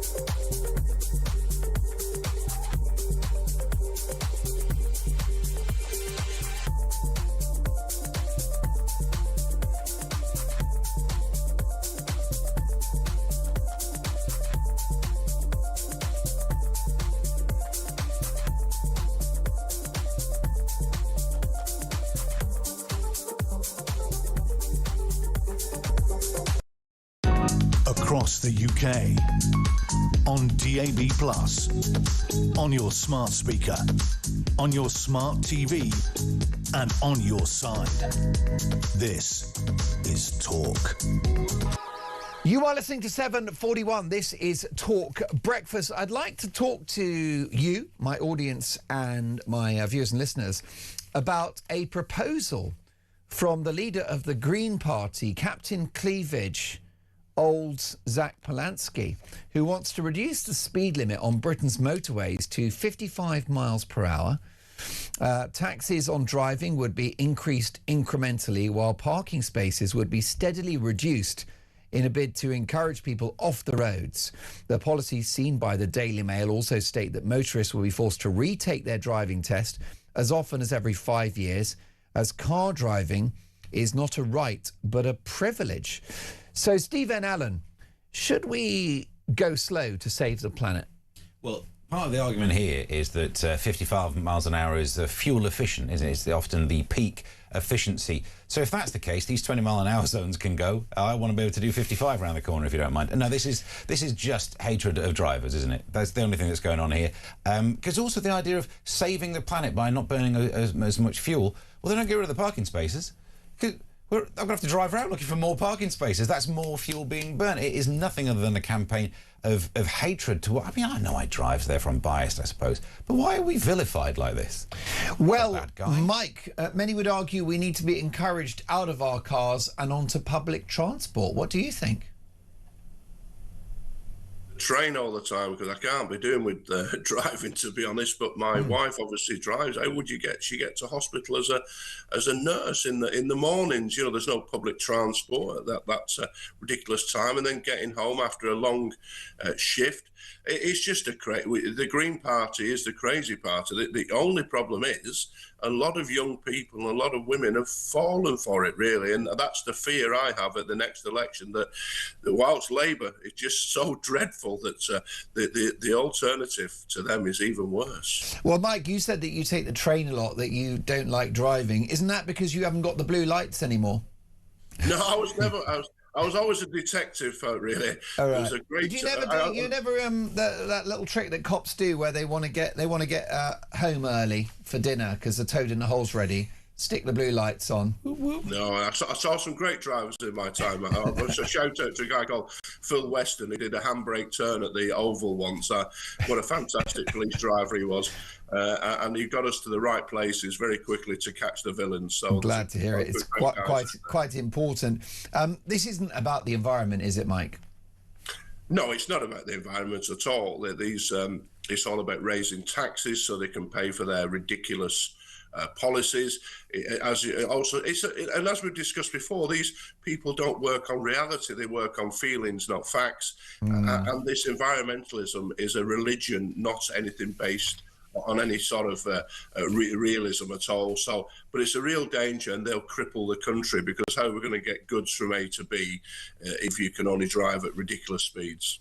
Now, this story was sent to me by producer Dean Spencer this morning, and I think it's quite an important one, Mike. Shabana Mahmood, the Home Secretary, has refused to disclose how many failed asylum seekers' families have accepted up to £40,000 to voluntarily leave Britain. There's also mystery about the extent of migrant crime in this country. My viewers and listeners deserve the truth.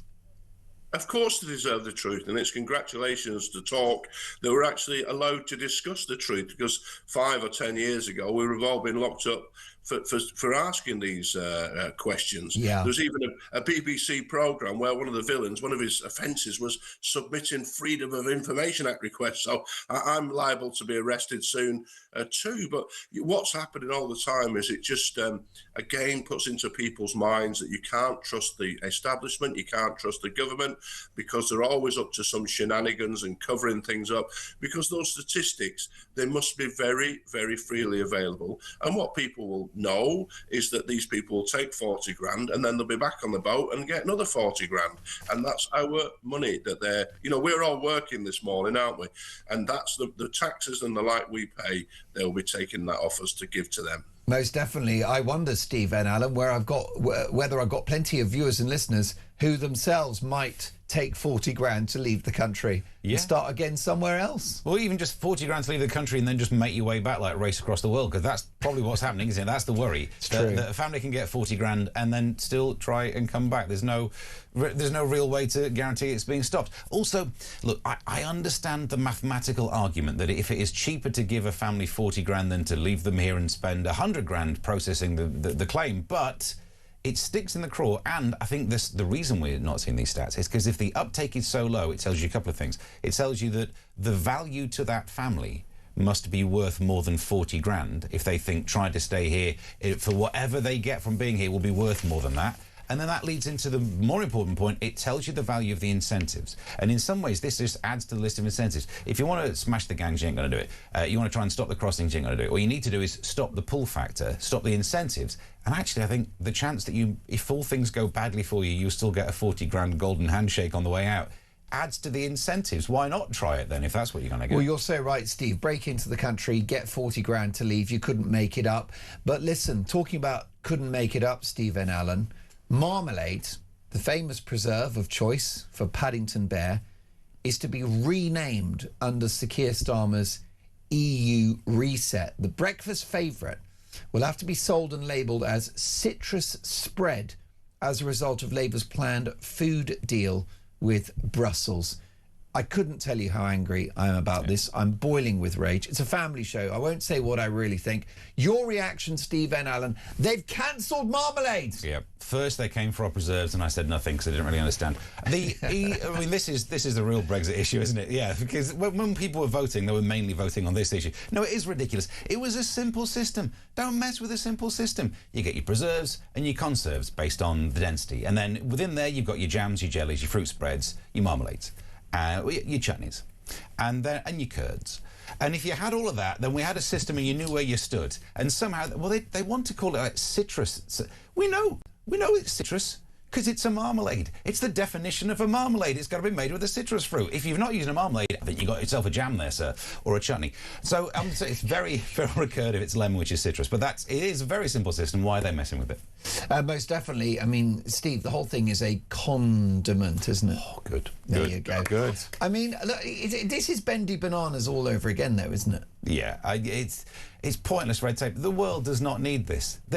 Surely, to goodness, the word, if he says, because this is about exporting to Europe. So if a jar is like English marmalade, people would know, oh, that's what they think a marmalade is. Yeah, it's made with citrus stuff. So it's tautologist to have to say citrus marmalade when you know a marmalade is already citrus. It's pointless red tape, and of all the things to need red tape about, exporting jams, come off it. Well, spreads are in there as well. Let me tell you that tautologist is the word of the day, and Steve N. Allen is a thinking man's Susie Dent. This has got a serious underbelly to it, hasn't it, Mike? Because this is about Starmer's efforts to slowly get us back into the bloc. Yeah, of course it is. He's a Ramona scoundrel, and there are so many of them in the establishment. And we see all these little things, don't we? But all these little things add up to what they're doing. And you know my phrase, Mark, these Ramonas, these lefties, they never sleep. They're always doing some scoundrel behaviour to try and drag us back to their beloved EU, and we've got to resist it. We've all got to. I'm not a big fan of marmalade, but I might just have to buy some and eat it, just out of badness, really, to stand up to their wickedness. Most definitely. I wouldn't say no to a jar of Shredless. Can I thank the brilliant Mike Neville, former Met Police Detective Chief Inspector? Thank you, Michael. And my deep thanks to the fabulous and very talented Steve N. Allen, whose YouTube channel is doing great numbers because it's entertaining and it's packed with truth bombs. Steve, direct my viewers and listeners to your channel, please. I'm at Mr. Stephen Allen's my username on there. So, yeah, youtube.com/at Mr. Stephen Allen. I'll be there on Tuesday. Brilliant. Steve, come and see us again soon. Love having you on the show. So much to get through. We're going to take your calls next. Number 10 have been told the special relationship with America may be beyond repair. Whose fault is that? Starmer or Trump? And what do you think about security guards at the supermarket having pepper spray and truncheons? 7:51, this is Talk Breakfast.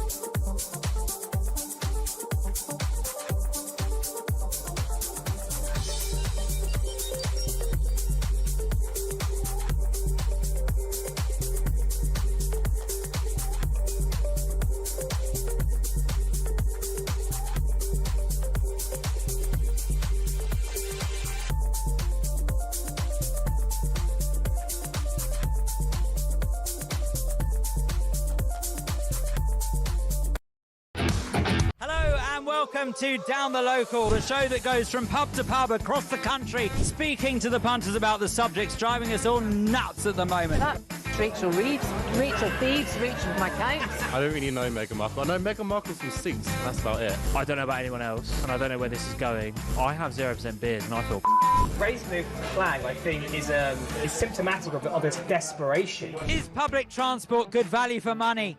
No, it isn't. You really don't like speaking to people.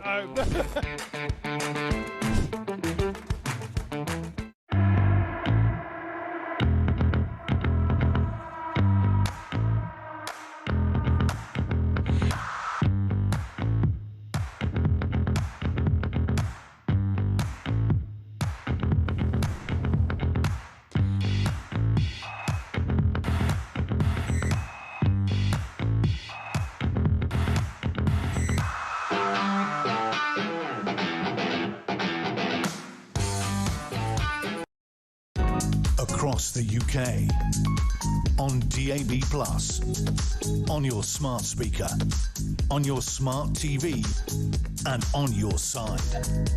This is Talk. You are listening to Talk Breakfast. It is 7:54. You won't believe this, folks, if you're just joining us. Kemi Badenoch is the most popular political leader in the country. So is a Conservative Reform coalition the only way to save Britain? Judy is in Lincoln. Good morning, Judy. Good morning, Mark. How are you? I'm very, very well indeed. What do you think about this? Are you surprised that Kemi is so popular? No, not at all. I think Kemi's a great girl.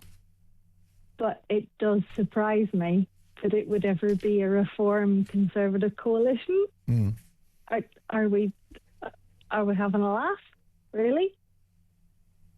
And why do you worry about a Conservative Reform coalition? What would be the problem, Judy? That's never going to happen. We're being serious here. And do you mean that they wouldn't agree to a deal, or do you mean that if they did, it would be a disaster?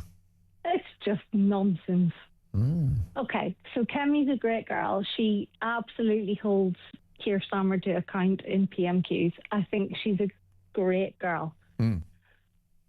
But the Conservative Party is gone. And Reform is gone. And for me, we're going to see the rise of Restore. I'm hearing that from a lot of my viewers and listeners, that actually in 2 to 3 years' time, that it's Rupert Lowe that will emerge as the strong candidate on the right. That's what people are telling me. He's the one person in this country who says it like it is. And we can all try and paper over the cracks as much as we want to, but the rape gang inquiry that he's doing, what he is trying to uncover, the FOI requests that he's doing. Rupert Lowe is the only person, I think, personally, in this country who is actually saying things like it is. Do you agree? Well, I agree that he's a very persuasive man. And when I look at his posts on X and when I hear his remarks in interviews, I find it very hard to disagree with the vast majority of what Rupert Lowe says, Judy. He's fearless as well. He doesn't have skin in the game. This is a guy that doesn't take a salary from his role as an MP. He's a self-made man. He doesn't have to do this. There is no careerism. There's no profiteering. He just says what he thinks is right. Exactly. We spoke about a month ago, Mark, and you did. I remember now. Yeah. And you said, keep me updated on what you think about Restore. I couldn't agree with you more. He is the one person that I think in this country, personally, who has a backbone, who says exactly what most people are thinking, that we cannot say. We can't say this out loud because we're far-right thugs. Well, I particularly enjoy when he goes on the BBC and scares the living daylights out of people like Victoria Derbyshire, and he goes on podcasts and upsets Emily Maitlis, who only has labels and insults, not arguments. It's beautiful. But how bad is it, Mark? How bad is it that we've got one person in this country that's standing up for all of us? How bad is that? Now, just to pop your... How bad is it that we can't say what we think? I know. Well, Judy, just to pop your balloon, though, and I hear what you're saying. I know Rupert Lowe. He's an old friend of mine. I've known him for years and years, long before he entered politics. He's a very articulate and clever man. He's also a farmer. He's an entrepreneur. He used to own a football club. He's done a lot in his life. A genuinely decent human being. He is a decent guy. But there is an issue, Judy, which is parliamentary arithmetic and vote share. So if you look at Reform and the Tories, between them, they could gather quite a few votes. So from memory, it was about 9.5 million people that voted for Labour at the last election. Well, between the Tories and Reform, it was about 11 million. So the Tories and Reform, they've got the numbers. And would that not be better than a rainbow coalition with Keir Starmer and Captain Cleavage, Jack Palahniuk? Captain Hypnotist. Judy, you're going to get me in trouble. But would you not take Farage and Badenoch over Starmer and Palahniuk? No. Really? God, no. Why would we compromise, Mark? Stop it. This has to stop in this country. We have to stop people coming in on boats that we have no idea who these people are. It's a disaster. Judy, I wish we had longer. Call me again soon. Much more to come. This is Talk Breakfast.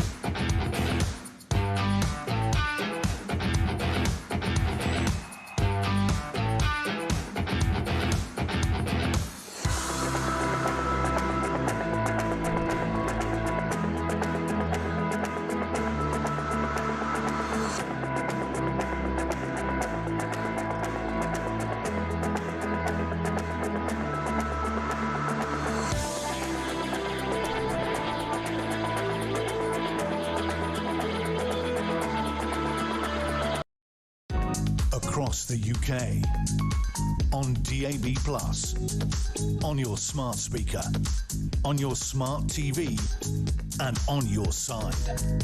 This is Talk.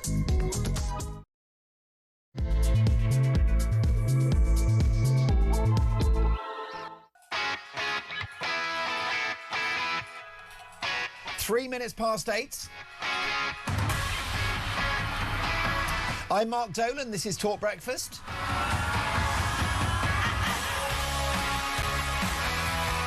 Well, a very happy Easter to you. A packed show today. Breaking this morning, number 10 have been told the special relationship with the United States may be beyond repair. But who do you blame, Trump or Starmer?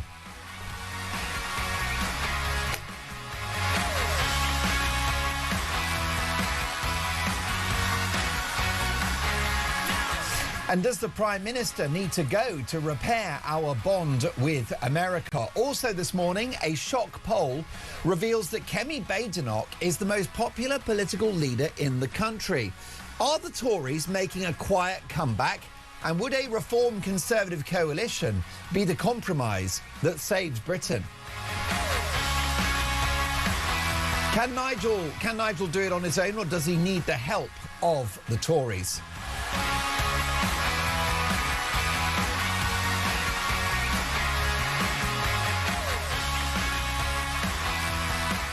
Also this morning, the leader of the Green Party, Captain Cleavage himself, Zach Polanski, wants to reduce the speed limit on motorways to 55 miles per hour. Should we go slow to save the planet?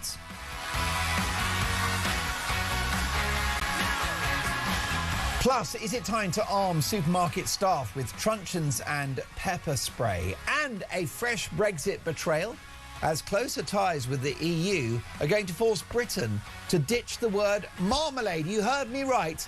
Brussels have cancelled marmalade. Instead, we've got to call it citrus spread. Is Britain toast if we go back into the EU? Will Brussels have us for breakfast if we have closer ties? Is it time to wake up and smell the coffee and realise that this egregious government is trying to reverse Brexit? Now, my phone number is 0344 499 1000. Text the word talk in your message to 87222. We've got a bit of a problem with the voice notes at the moment, so hold fire on those. We're going to work on a technical issue, but we do love your voice notes. So much to get through. You can hear us on DAB Plus in-app and online. You can watch the show. Just head to YouTube, search Talking Up We Pop. As the saying goes, let's talk.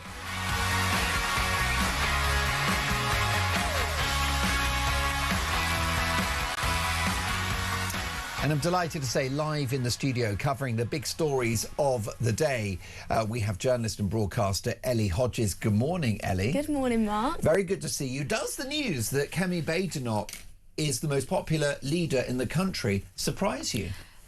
No, it doesn't actually, because the way that these polls are conducted is that she's not exactly the most popular, she's just the least unpopular is how I would say it. And the reason that she is, I think there's many reasons, and I don't doubt that she is doing well, especially with her performances at PMQs recently. I think she's definitely got much better. However, I think a big part of this is the fact that leaders like Zach Polanski and Nigel Farage, people have much stronger feelings about them, so they're more likely to take, I don't like them on a poll. Or I love them. Or I love them. It's the Marmite. Whereas there's, you'll probably get quite a lot of Reform voters that will say, actually, I quite like Kemi Badenoch. But you won't get many Green supporters, for example, that say they like Nigel Farage, or Nigel Farage and Zach Polanski are more divisive figures. So I think that's one of the reasons why we're seeing Kemi be the most popular leader. And that doesn't mean that the Conservative Party is doing any better. We saw, like, in the 90s, John Major actually had a time period where he was quite high up in terms of his favourability, yet the party around him was quite literally falling apart. You're absolutely right about that. And of course it was the same under Theresa May when she was Prime Minister in the run-up to that 2017 election.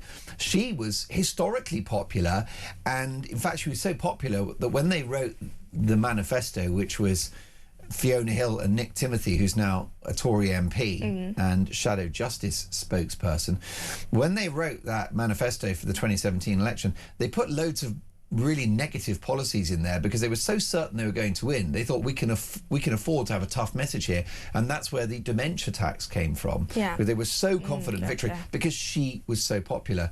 But it's one thing for the leader to be popular; it's another thing for the party to be popular. Exactly. So you're probably saying to me that people perhaps quite admire Kemi. And I took a call earlier from Judy, I think it was, who said that she's a great girl. She's an impressive person, but no one's listening to the Tories. Yeah, and that's the thing as well. And I think that she is actually a really good leader, but unfortunately she's become leader at a time when they're party is falling apart. I think if she was leader when, for example, Liz Truss was in office, things might have been very, very different. And I do think that she has kind of grown into her role and is performing quite well. I really enjoy watching her. But as you said, no one's listening to the Tories anymore. She's also quite right-wing, isn't she? She is.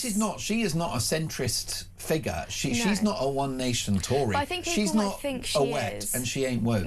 I think though there could be some people that in the general public that might think that she is more centrist just because Reform is now seen as the kind of harder right party. So she's kind of moving more towards the centre, even though she actually isn't. People might think Well, I know that's a surprising thing. She's talking about banning the burqa. Exactly. She's talking about ending cousin marriage.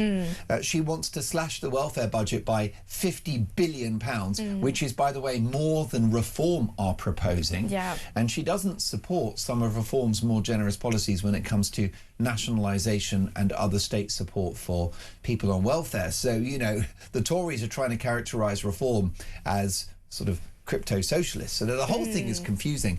I just wonder whether there's a space for Kemi Badenoch in the run-up to the next election, Ellie, as a sort of sensible mum figure. As somebody that, because we know you've got Farage, who's a maverick personality. He's disruptive, he's a troublemaker, he's a street fighter, and he's like Marmite. You love him, you hate him. Similarly for someone like Polanski and also maybe whoever's leading the Labour Party, especially if it's Angela Rayner. All of those figures are very Marmite, as you've implied. Yeah, definitely. Does Kemi hoover up a lot of votes in Middle England as sensible mum? I think she could do, actually, and I've never thought about it that way, but I do think that a lot of people might think, no, Farage is too much for me, but I'm still right-wing. Kemi seems, you know, OK. She seems a bit more balanced, and actually vote for her. But I do think that's something that the Conservative Party have been doing well, but the thing is, the public isn't this is not the position the public is in at the moment, is they're kind of thinking about policies and actually going away, thinking about it in depth, and then coming out with a policy, whereas many accuse Reform of just kind of coming up with the policies at a click of their fingers. But unfortunately, we're in a space at the moment where people are so fed up with the state of this country that they do just want to hear quick sound bites. Yeah, they most definitely do. And it's interesting to watch it all play out. Very. Would Reform and the Conservatives be able to hold it together for 5 years in power? Because you've got a big personality like Nigel Farage, you've got a big personality like Kemi Badenoch. It's my understanding there's no love lost between the two of them. So would they struggle to form a government? I think they would do, but I do hopefully think that if it came to a place where the only way that we could have a right-wing government is by having a Tory and Reform coalition, I do think that people will want that to happen, even though as much as people say now, I really don't like how Reform are taking in Tories, etc.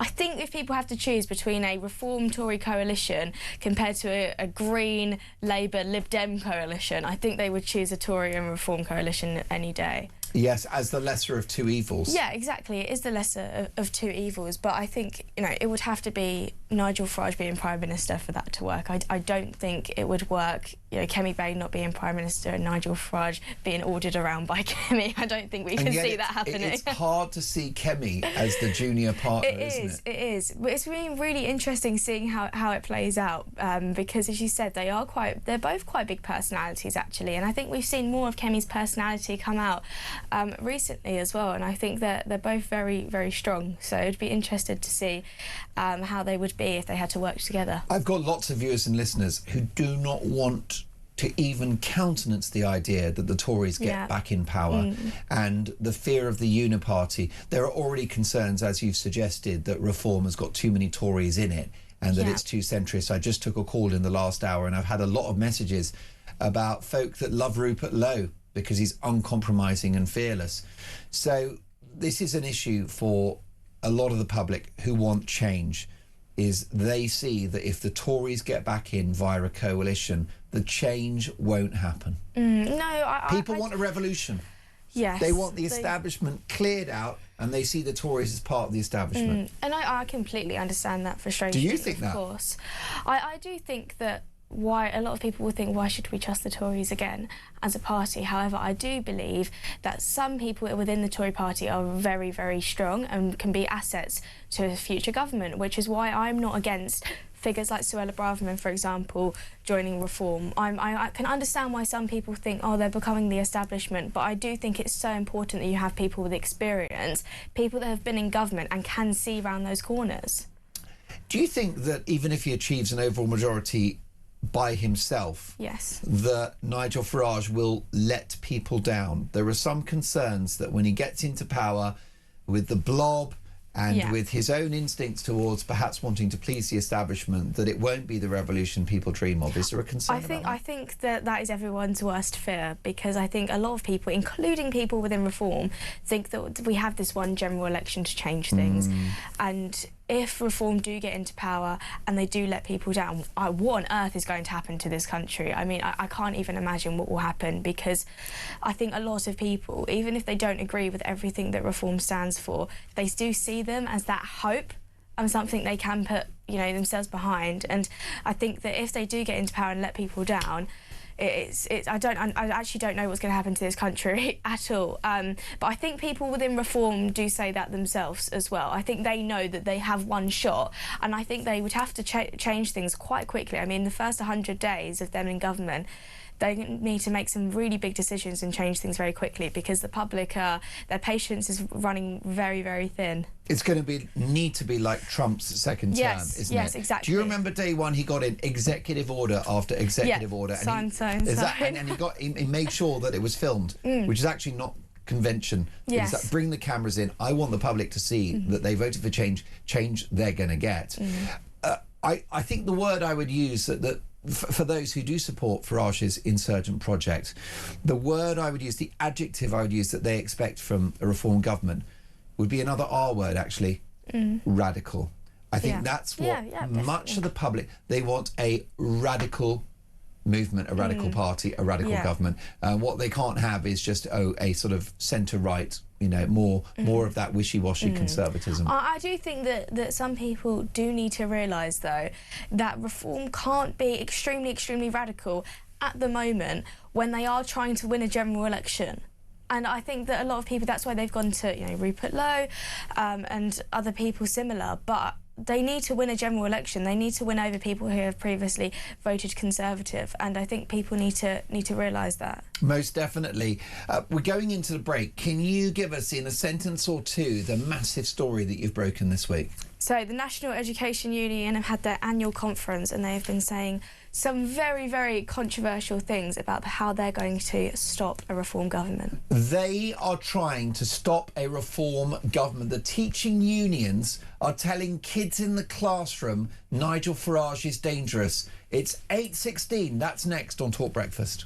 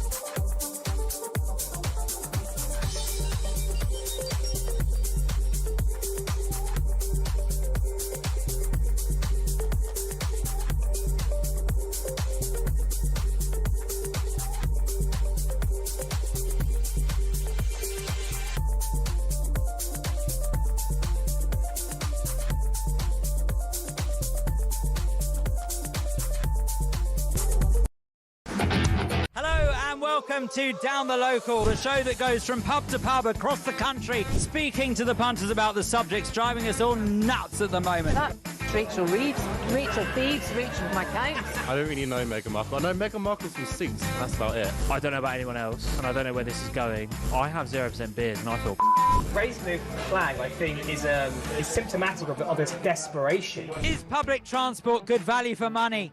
No, it isn't. You really don't like speaking to people.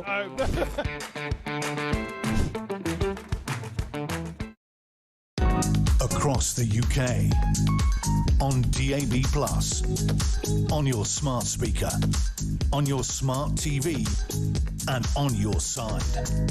This is Talk.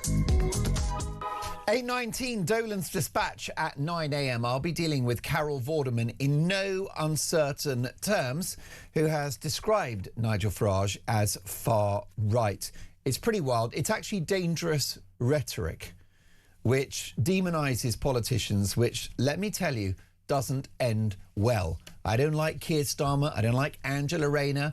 I don't like the leader of the Green Party, Captain Cleavage himself, Zach Polanski. I don't like these people. I shouldn't wish to demonise them because it's part of our democratic process to hear what these folks have to say and to allow them to seek power. Ellie Hodges is a journalist and broadcaster live in the studio. And Ellie, you've broken this massive story. The National Education Union have instructed their teachers to tell children in the classroom that Nigel Farage must never become Prime Minister, that this is a dangerous political force. Well, Suella Braverman, who is now, of course, in the Reform UK fold, was outside the National Education Union this week. Let's not forget that she's a former Home Secretary. Take a listen. I'm here outside the National Education Union. The union made it its mission to stop a Reform UK government. Now, of course, a union can be political, but the NEU has become militant, extreme, and completely lost its way. It doesn't care about standards or school outcomes. It cares about indoctrination. You see, the NEU seems to care more about campaigning against deportations, more about children in Gaza than... Well, listen, I think she spoke very well, Suella Braverman. This is a massive scoop on your part, Ellie, and it doesn't bode well for our democracy if you're going to demonise Nigel Farage and pretend he's far right. No, and the issue here is, and as Suella said there, it's not that unions can't be political. Unions have always been political, but the problem is the whole entire annual conference was basically just about political messaging. They had Zach Polanski speaking there on the first day, and then throughout the whole entire conference. So what I got my hands on was the kind of agenda for the conference. So these are some things that they were saying. So one of the motions was reaffirm the union's opposition to all forms of racism, fascism and far-right extremism, including the divisive politics promoted by Reform UK. And this is really interesting as well. So they said the trade union movement must throw its full weight behind stopping a Reform UK government. Why? Why should it be their responsibility to stop a Reform UK government? And the problem here is as well is that I've had messages from people who are members of this union saying, I don't subscribe to this at all. This isn't representing my political opinions. But the problem is they're the biggest teachers' union. They feel like they're protected in terms of like legal barriers, etc. So they are part of it. But it's just, what kind of country are we in where teachers are more focused on telling kids how to think, basically, and what their politics should be, instead of actually teaching them? And the problem is we see it at universities, whereby 95% of the college lecturers and professors are left-wing. They identify as left-wing. Yeah. The same in the United States. Well, they're now going for younger kids, who unfortunately are more impressionable. And I just don't know why they think they have a moral superiority to go into classrooms and start, like, they literally they pushed things at this conference saying that they were going to now actually go back to their schools, go back to their classrooms, and they were going to have materials on Reform UK in a negative way and explaining to kids about why they're so bad. And don't let mummy and daddy vote for that bad man, Nigel Farage. Exactly, and it's just ridiculous. The whole point of schools and universities should be that children can debate, they can discuss things, they can come up with their own political opinions, not being told it by their teachers. And I think that Suella in that video is spot on this as well. And I've had like discussions with her about this as well, and she's definitely on board with stopping all of this kind of nonsense. And it's not even I had a lot of people comment on this going, oh, but if they were saying vote for reform, you'd be fine with it. No, I wouldn't. I wouldn't be at all. This isn't about a left-wing or right-wing politics. This is actually just about teachers shouldn't be talking about politics in the classroom. No, this is unless you're doing a politics A-level, and even then, if I did a politics A-level, when it was taught, then every term we would look at a different political philosophy, and you'd have in your autumn term, they'd be like, here's what socialism is and communism, and then spring term, be like, here's what conservatism is and yada yada. And all the teacher would do is just explain to you these different political ideas and what they are and the positives and the negatives of all of them. And then you could process that. And actually, it shapes my political outlook doing a politics A-level and a politics degree. Because you realise what you believe in when it's just taught you this is what this political philosophy is. And then you can come up to your own conclusions, and that's absolutely fine. And the problem here as well is that it's not a case of just a few rowdy teachers that are talking about politics in their classrooms randomly. It's just a crazy history teacher or something. It's not like that. This is something that is now organised, and they said in their agenda of the day, we're going to get organised. We've seen that Educators Against the Far Right has worked before, so let's go in harder this time. And it's just, it is something that is organised. This is no longer just a few rowdy teachers, and it needs to stop. Stuart says, good morning, Mark. I would hope that when Reform win the next election, they make a big clear out of all the left-wing teachers running our education system. It's a really good point. And I think that I am worried about this because politics should not be in the classroom. They're supposed to learn reading, writing, arithmetic, biology, geography.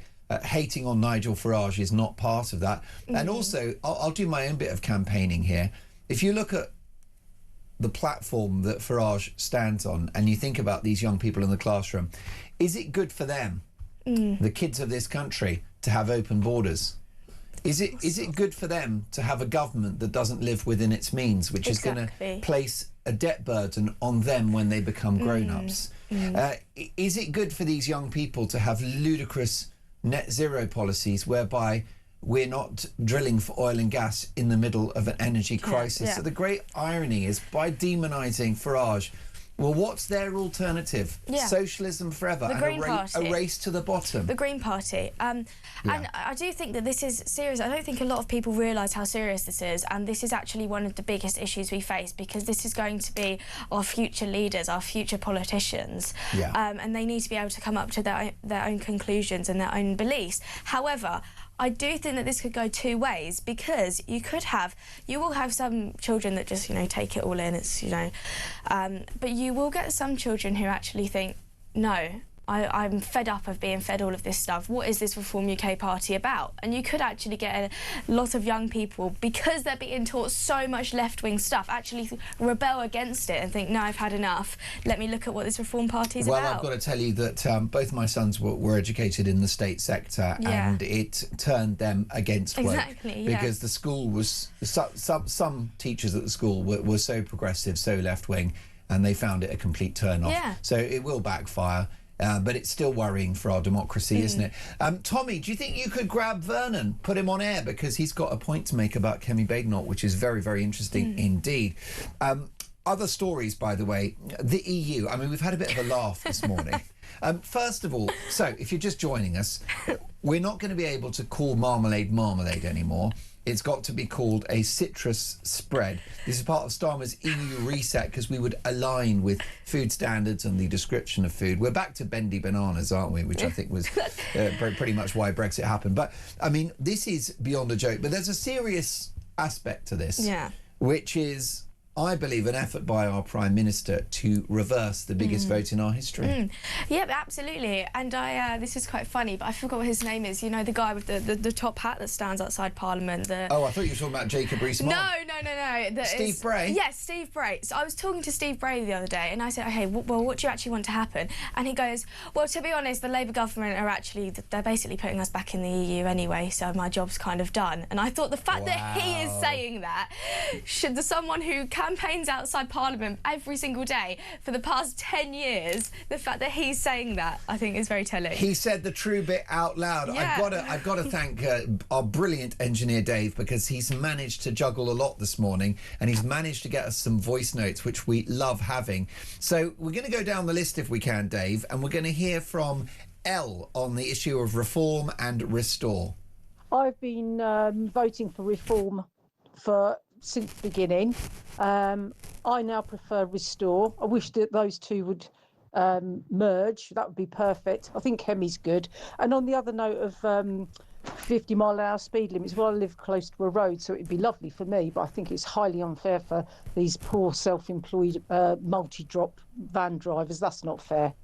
Oh, thank you, Elle, for that. And here's Adam on reform versus restore, which is led by Rupert Lowe. Hi, Mark. Adam from Bournemouth. I've supported reform for the last couple of years, and I liked what they're doing.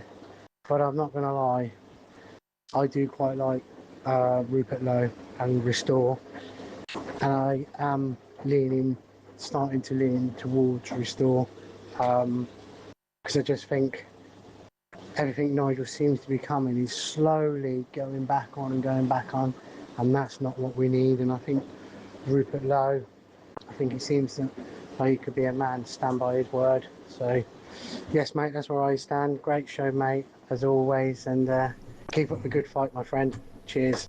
Thank you, Adam, for the lovely voice note, the kind sentiments. Briefly, because I need to get to a call, Ellie. Yes. Vernon in Staffordshire is on the line with an interesting point about Kemi. Yep. But what would you say to those that see Reform UK and Nigel as like a diet cola, and what they see in terms of conservatism and a right-wing set of policies? They see Rupert Lowe as the full-fat Coke.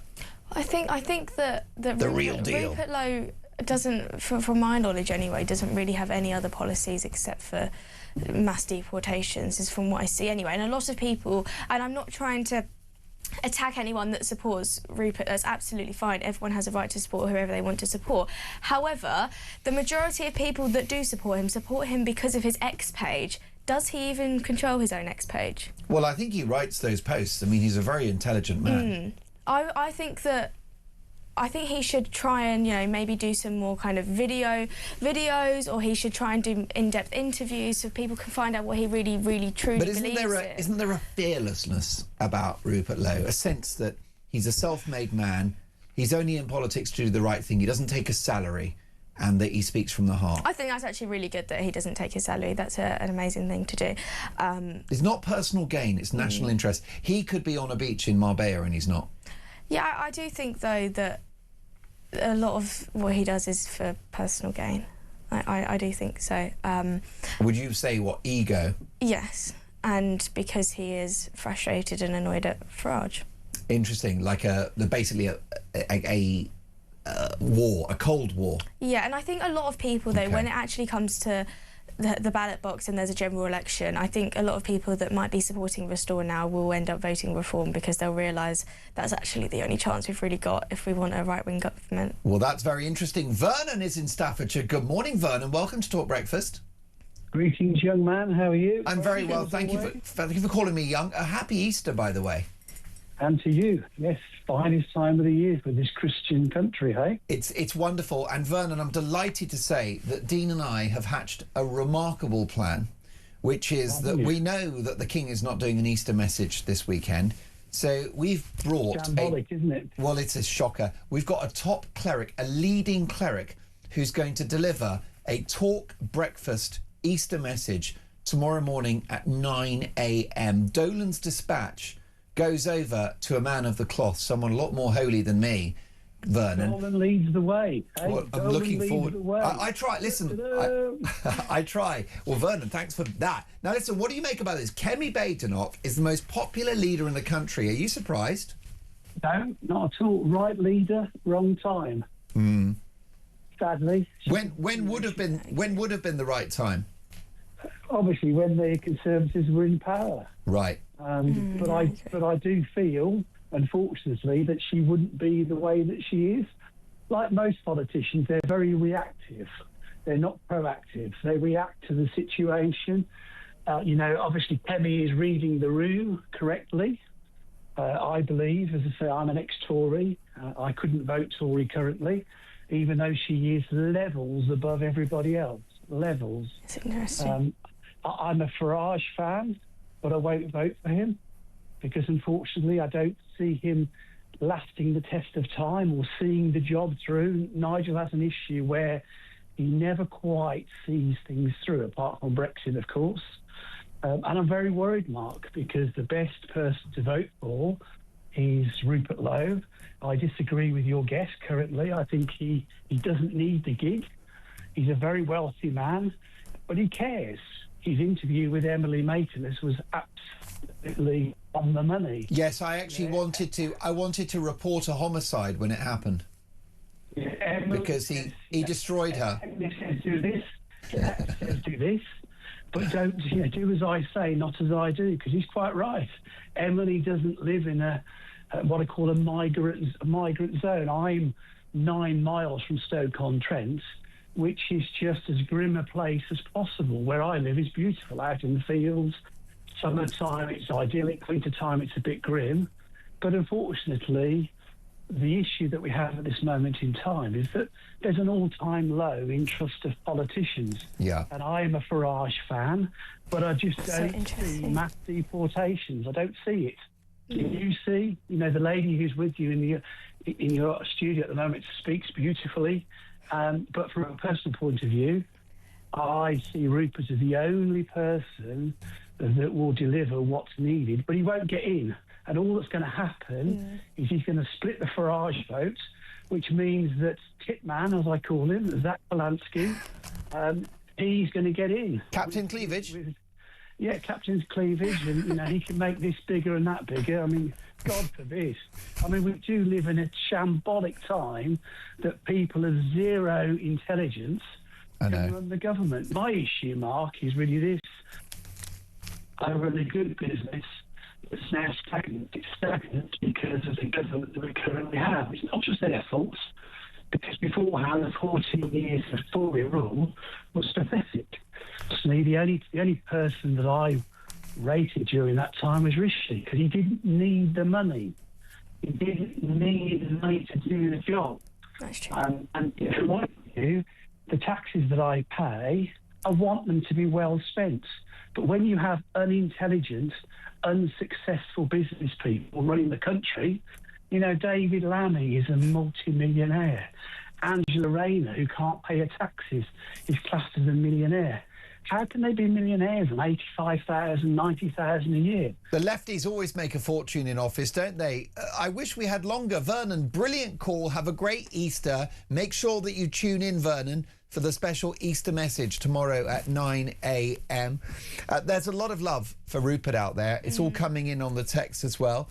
Paul in Spain, morning, Mark. Rupert Lowe seems to be a great politician. Unfortunately, I think he'll split the votes, giving the loony left a big advantage when it comes to the next election. Daryl says, Mark, you keep talking about Rupert Lowe not taking a salary. There are currently 7 MPs who donate their salaries. He's not the only one. True, yeah. Up to the general election, there were 14, so it's actually down. And what about this? Rupert Lowe says, Michelle, is the hardest working MP in Westminster. The guy is a self-made millionaire. He's the least egotistical politician I've seen forever. His video made me well up, inspired me to join the political party, something I would never normally do. We need drastic measures now. I think that even if you absolutely hate Nigel Farage, I think you do have to admit that he is probably one of the, if not the most hard-working MP in Westminster. I mean, that guy literally does not stop.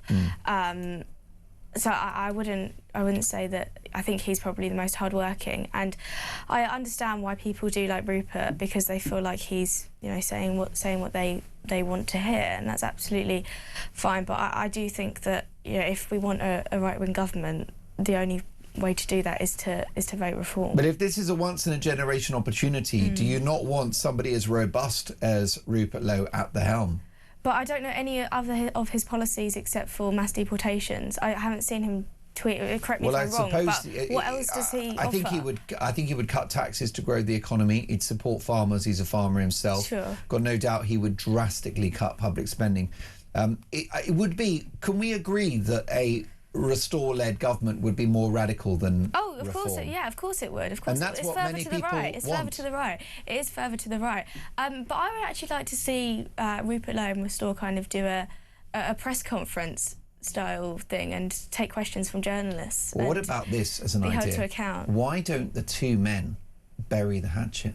I don't think that's going to happen. Why don't they go down to the Red Lion and sink a few pints of Old Speckled Hen? Other beers are available. And just like Dean and I, when we have bumps in the road, we hit the Sun Wharf, which is our local hostelry, and we straighten it out, don't we, Dean? Over a couple of very cold Madries, 1 or 2 Budweisers, a Timothy Taylor. I don't think that's going to happen between Rupert and Nigel. It's a shame, though, isn't it? Yeah, I think it is a shame, because I think that in many ways, he was an asset to reform, and he's clearly very liked by quite a lot of people.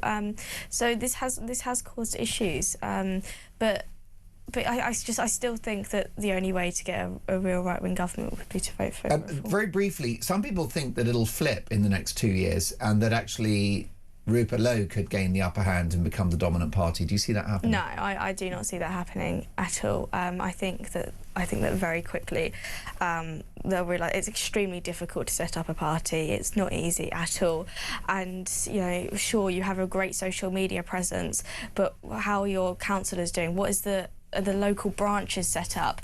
There's so many different aspects to a party that aren't just X, spam posting on X all day. So I think that, I don't know, maybe I'll be proved wrong, but I think that things could fall apart quite quickly. Well, I think it's very interesting, isn't it? I've got an unnamed texter here. Mark Dolan clearly coming out for Restore, even though Rupert Lowe is a one-man band with only one policy and a party with zero infrastructure. No, I'm not coming out for Rupert Lowe one bit. What I'm saying is he's a compelling politician with an important voice. That's my view, not coming out for anyone at this stage. This from an unnamed texter who's not happy at all. Rupert Lowe and his white supremacist party. Very dangerous man. Vote Reform UK. So it's all about opinions. Let me know your thoughts on this. I just want everyone to have a voice, to be quite honest with you, and may the best man or woman win. All I care about is that when we have the next election, that there is a radical shake-up, that the establishment are wiped out, that we close the border, that we unilaterally stop the boats, that we scrap net zero, that we live within our means as a country, and that we end wokery. I don't care who does it, Ellie. Yeah, I do think, though, I just want someone to. It has become so toxic on the right now as well, and I think the majority of the people who I'm getting hate comments to from, or hate messages, aren't actually from people who are left wing. They're people who are more to the right from me. So I think that it's become extremely toxic. And some are suggesting that reform has been infiltrated by racists. Yeah, no, I don't. That's an accusation that's been laid at their door, isn't it? Restore. Sorry, Restore. Well, I do think that they are. They are the more right-wing party, so they're going to attract people like that. Very briefly, the EU have cancelled Marmalade. Do you even like Marmalade? No, I don't really like Marmalade, but I'm still annoyed by it. What's it going to be called instead again? Citrus spread. That's actually horrible. Imagine saying I'm going to the supermarket to get some citrus. It's not great, is it? Would you go shredless? Because do you know what shredless is? No. Shredless is marmalade without the peel. Ah. Yeah, so it's basically like an orange jelly. Could you be persuaded? Maybe that's maybe. I'm not a marmalade citrus fan. I can't lie. I think the country's toast. Yeah, well, you can get some citrus spread to put on it. Most. Ellie, you've sparked a brilliant debate. Really enjoyed the conversation this morning. you. Please come back and see you soon. And congratulations on a very important piece of journalism. Thank you so More much. power to you for that. We need the truth. Folks, it is Talk Breakfast. Much more to come. Why has the King decided not to do an Easter address? That's next.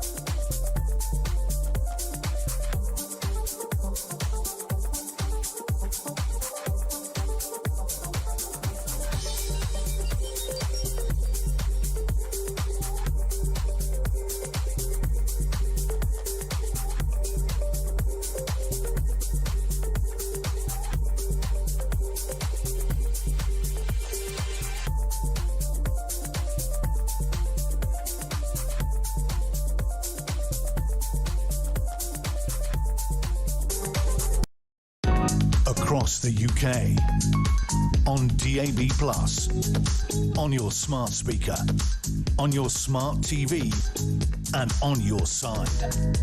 This is Talk. You are listening to Talk Breakfast. It is 8:44 and it's come to our attention that Prince Edward was the first member of the royal family to visit his shamed brother, Andrew Mountbatten Windsor. Let's get reaction from broadcaster and senior fellow at the New Culture Forum, Rafe Hadel-Mancu. Good morning, Rafe. Good morning to you. Always a pleasure. The issue we have with Andrew Mountbatten Windsor is he can be stripped of his prince title, he can be stripped of the Duke of York and the membership of the Order of the Garter, but the truth is he will always remain a member of the family. Well, yes, well, it's impossible to disassociate yourself from your own brother, after all. But what a difference a year makes. You know, a year ago, there was Andrew happily ensconced in the magnificent surroundings of Royal Lodge, drove down the road with his children and his ex-wife, Sarah Ferguson, to attend Easter Matins at St George's Chapel with the entire royal family. Fast forward a year and he's stuck in a farm in remote Norfolk, hasn't been seen by his estranged wife or his children for months, and will be celebrating Easter all on his own whilst everyone else is at Windsor. So a great fall from grace for him. And as you say, it's the first time a member of his family have spoken to him for months, and that's because he's been dragging his heels. Prince Edward and his wife Sophie were supposed to be staying at Wood Farm for the Easter holidays, but because their brother Andrew hasn't moved in time, they're having to stay in the main house. So I think Edward was going there to say, you know, pull your socks up, it's time you went moving into Marsh Farm, which is now ready for habitation. If Andrew were your sibling, Rafe, how would you handle that relationship?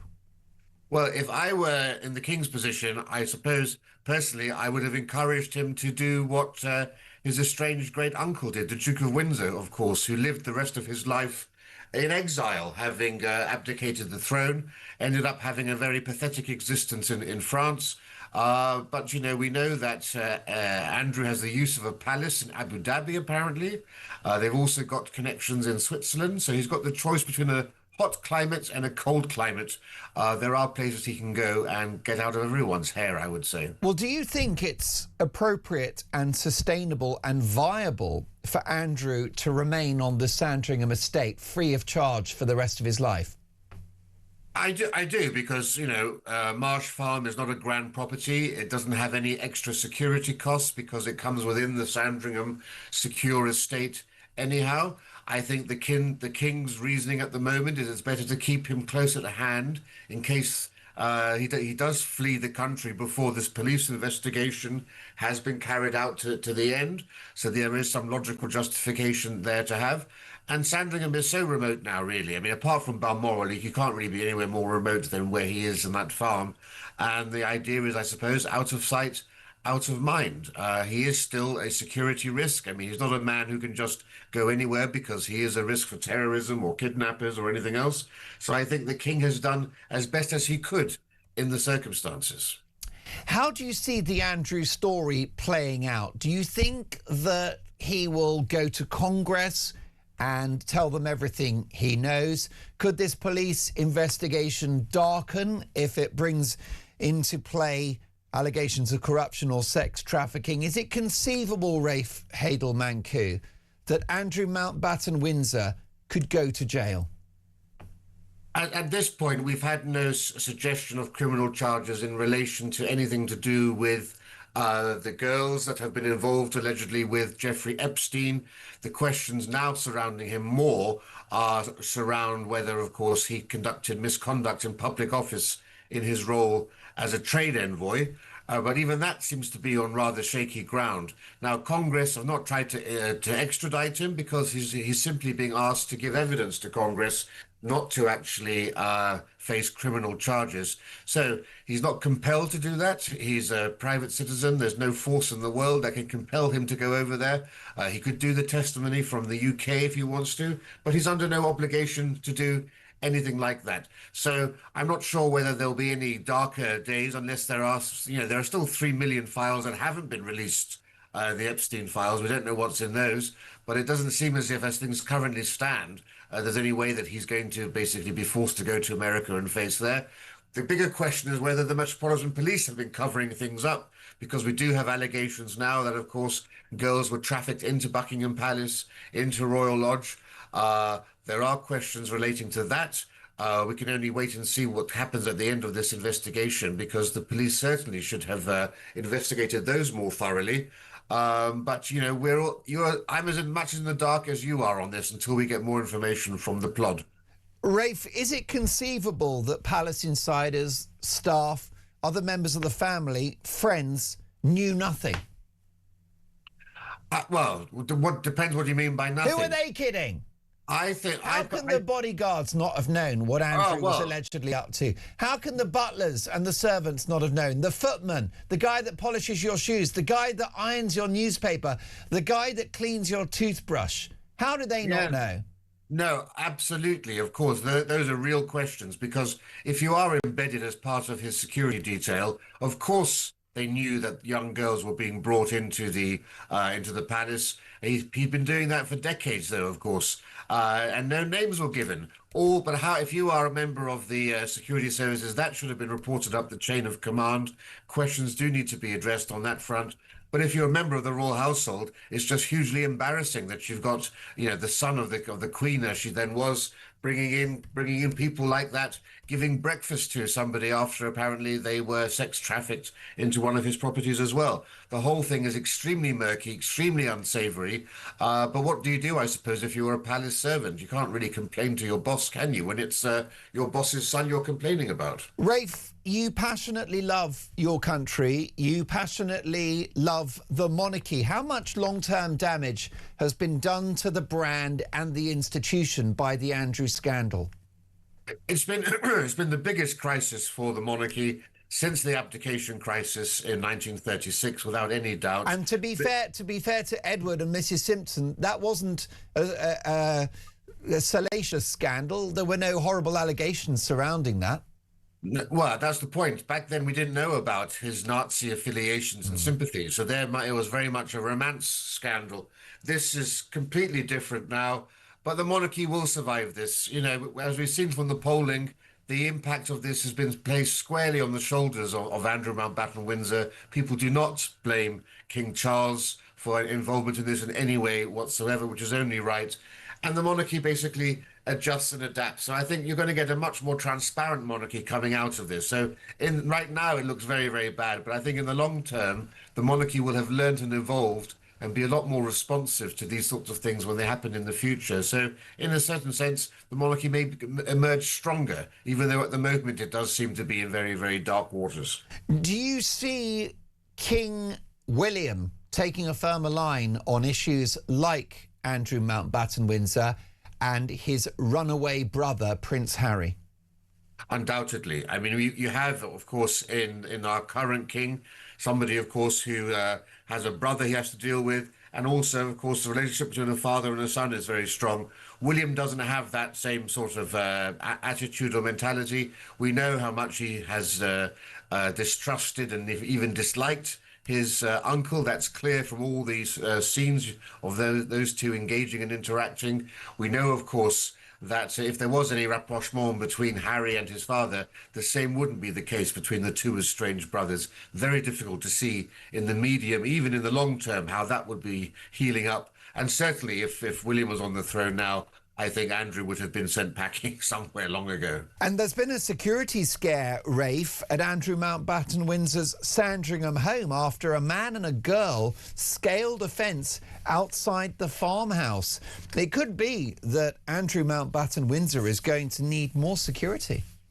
Well, they've just purchased a £26,000 second-hand static caravan to go on the estate for his security detail, because the marsh farm is so small, there's not enough place for his security detail. Well, although I don't think broadcasting exactly where your security team are living is necessarily a good idea, he does have a small security presence there. They've just erected a 6-foot fence around the property, but apparently that's not high enough, because, as you say, these two people did scale a fence and were peering over this 6-foot fence. Apparently they were hurling abuse at Andrew Mountbatten Windsor until the security detail tried to defuse the situation. So, yeah, it's not off to a great start for perhaps his first weekend at home. It's not ideal. Rafe, lovely to have you on the show. Thank you for your trenchant thoughts on the big royal scoop of the day, which is that Prince Edward was the first member of the royal family to visit his shamed brother, Andrew Mountbatten Windsor, for a quiet word. Well, it should have been a loud word, shouldn't it? And it should have been 2 words, which cannot be repeated on a family show. This is Talk Breakfast.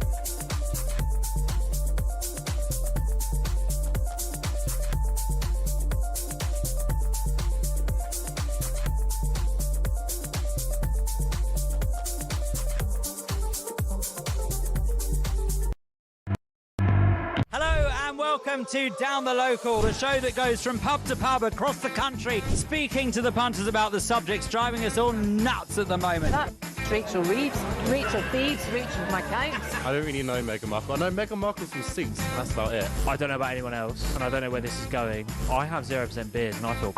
Raising the flag, I think, is symptomatic of its desperation. Is public transport good value for money? No, it isn't. You really don't like speaking to people.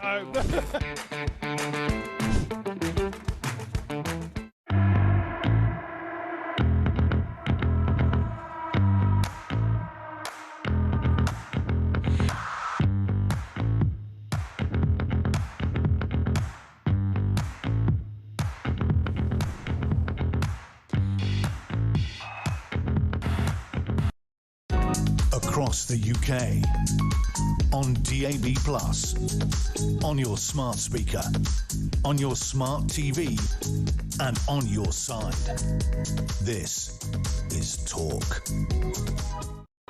8:58, Dolan's Dispatch on the way. I'll be dealing with Carol Vorderman in no uncertain terms, who thinks Nigel Farage is far right. First of all, here's a voice note on reform. This is Rob. Good morning, Mark. This is Robert from London. Reform won't need a Tory coalition because Reform are going to win the next election, I can tell you. Every single person I speak to are going to vote for Reform. I think there's many, many, many voters out there, silent voters, who support Nigel Farage. And we don't need a rotten line Tories, thank you, to help. I'm quite sure he can manage it on his own. Anyway, thank you. This is Rob from London. Bye. Thank you, Rob. Interesting voice note. This is Jay on the news that Kemi Badenoch is the most popular leader in the country. Morning, guys. Fantastic show as always. Kemi Badenoch is the leader that is loved at the moment. Really? This is another case of, isn't it? Oh, my ex-girlfriend cheated on me and I decided to take her back. The Conservatives cheated on the nation. I'm not taking them back in my vote. Absolutely not. Starting with the local elections, Labour and Conservatives can do one, and that Green Party, to be honest with you. Absolutely awful. Sending this country into a bloody black hole. Brilliant stuff. More to come. Dolan's Dispatch on the way.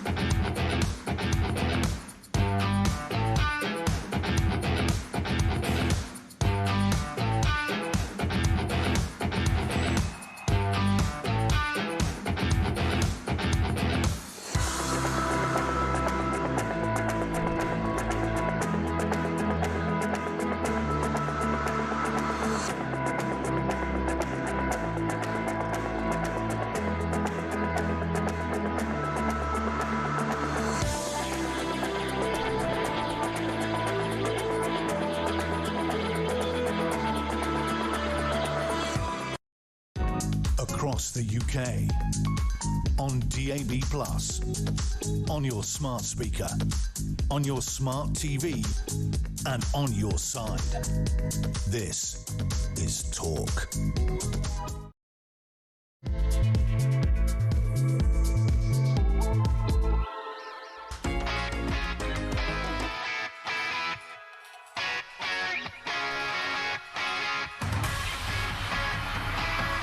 .903. Top of the morning, I'm Mark Dolan. This is Talk Breakfast. Your weekend starts here. Happy Easter Saturday. A packed show this morning. Breaking as we come on air. Number 10 have been told the special relationship with the US may be, and I quote, beyond repair. But who do you blame, Trump or Starmer? Does the Prime Minister need to be replaced in order to fix our relationship with the US? Also this morning, a shock poll reveals that Kemi Badenoch is the most popular political leader in the country. Are the Tories making a quiet comeback? And would a reform Conservative coalition be the compromise that saves Britain? And also this morning, the leader of the Green Party, Captain Cleavage himself, Zach Polanski, wants to reduce the speed limit on motorways to 55 miles per hour. Should we go slow to save the planet? Plus, with a shoplifting epidemic, is it time to arm supermarket staff with truncheons and pepper spray? And what about this? A fresh Brexit betrayal, as closer ties with the EU are going to force Britain to ditch the word marmalade, instead calling it citrus spread. You heard me right. They've cancelled marmalades. What would Paddington think of that? I mean, seriously, are we going to do this again? Is Britain toast if we go back to the EU? Will Brussels have us for breakfast if we return? Is it time to wake up and smell the coffee and realise we've got a government that's trying to reverse Brexit? My phone number is 0344 499 1000. Tommy's on the phones today. You can leave us a voice note, text the word TALK in your message to 87222. You can hear us on the radio. You can watch us on TV. Head to YouTube and search Talk and up we pop, and many tens of thousands of people watch the show live. So do join us. As the saying goes, let's talk.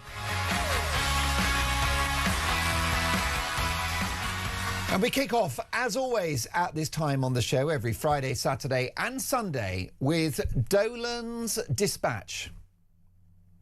Oh dear.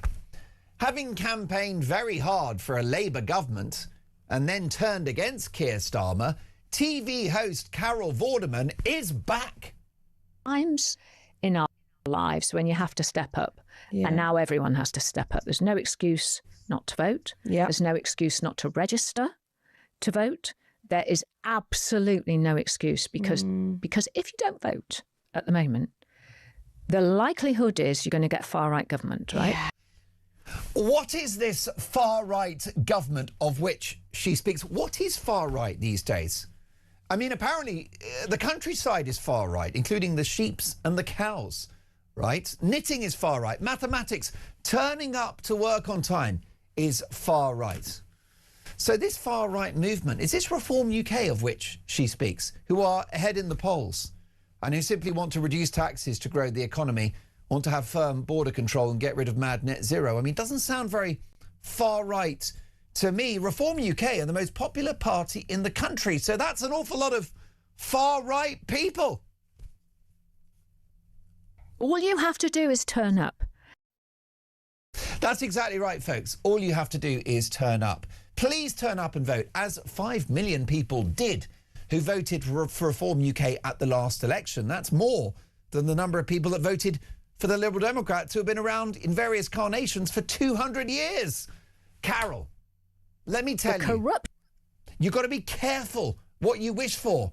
As Margaret Thatcher once said, socialists don't want you to have a choice, because if they give you a choice, you might not choose socialism. Lovely Carol also explains why a reform-led government is so undesirable. Luke, take it away. The corruption, which will be off the scale, you will be paying for.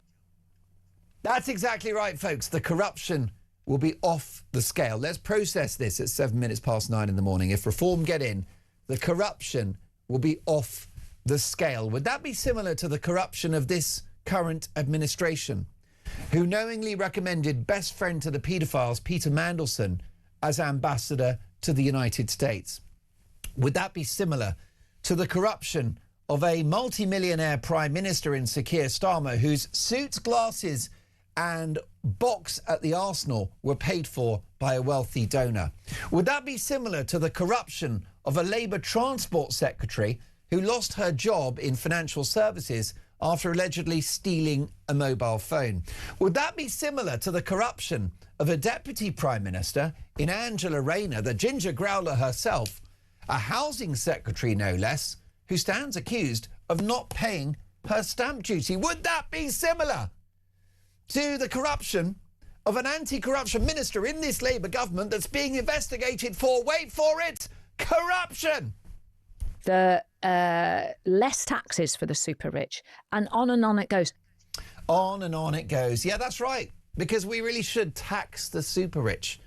Wouldn't it be terrible if we created an environment which attracts wealth creators and keeps the ones that we've got in the country? Wouldn't it be terrible if there was a government that created a tax structure that rewards hard work and risk? Wouldn't it be awful if we had a government where rich people earned their money here and spent their money here and invested their money here? Wouldn't that be terrible? Wouldn't it be awful if we had policies that prevented 16,000 millionaires leaving the country every year? Wouldn't it be regrettable if we had a tax structure that meant that 1 in 5 founders did not flee the country, which they currently are?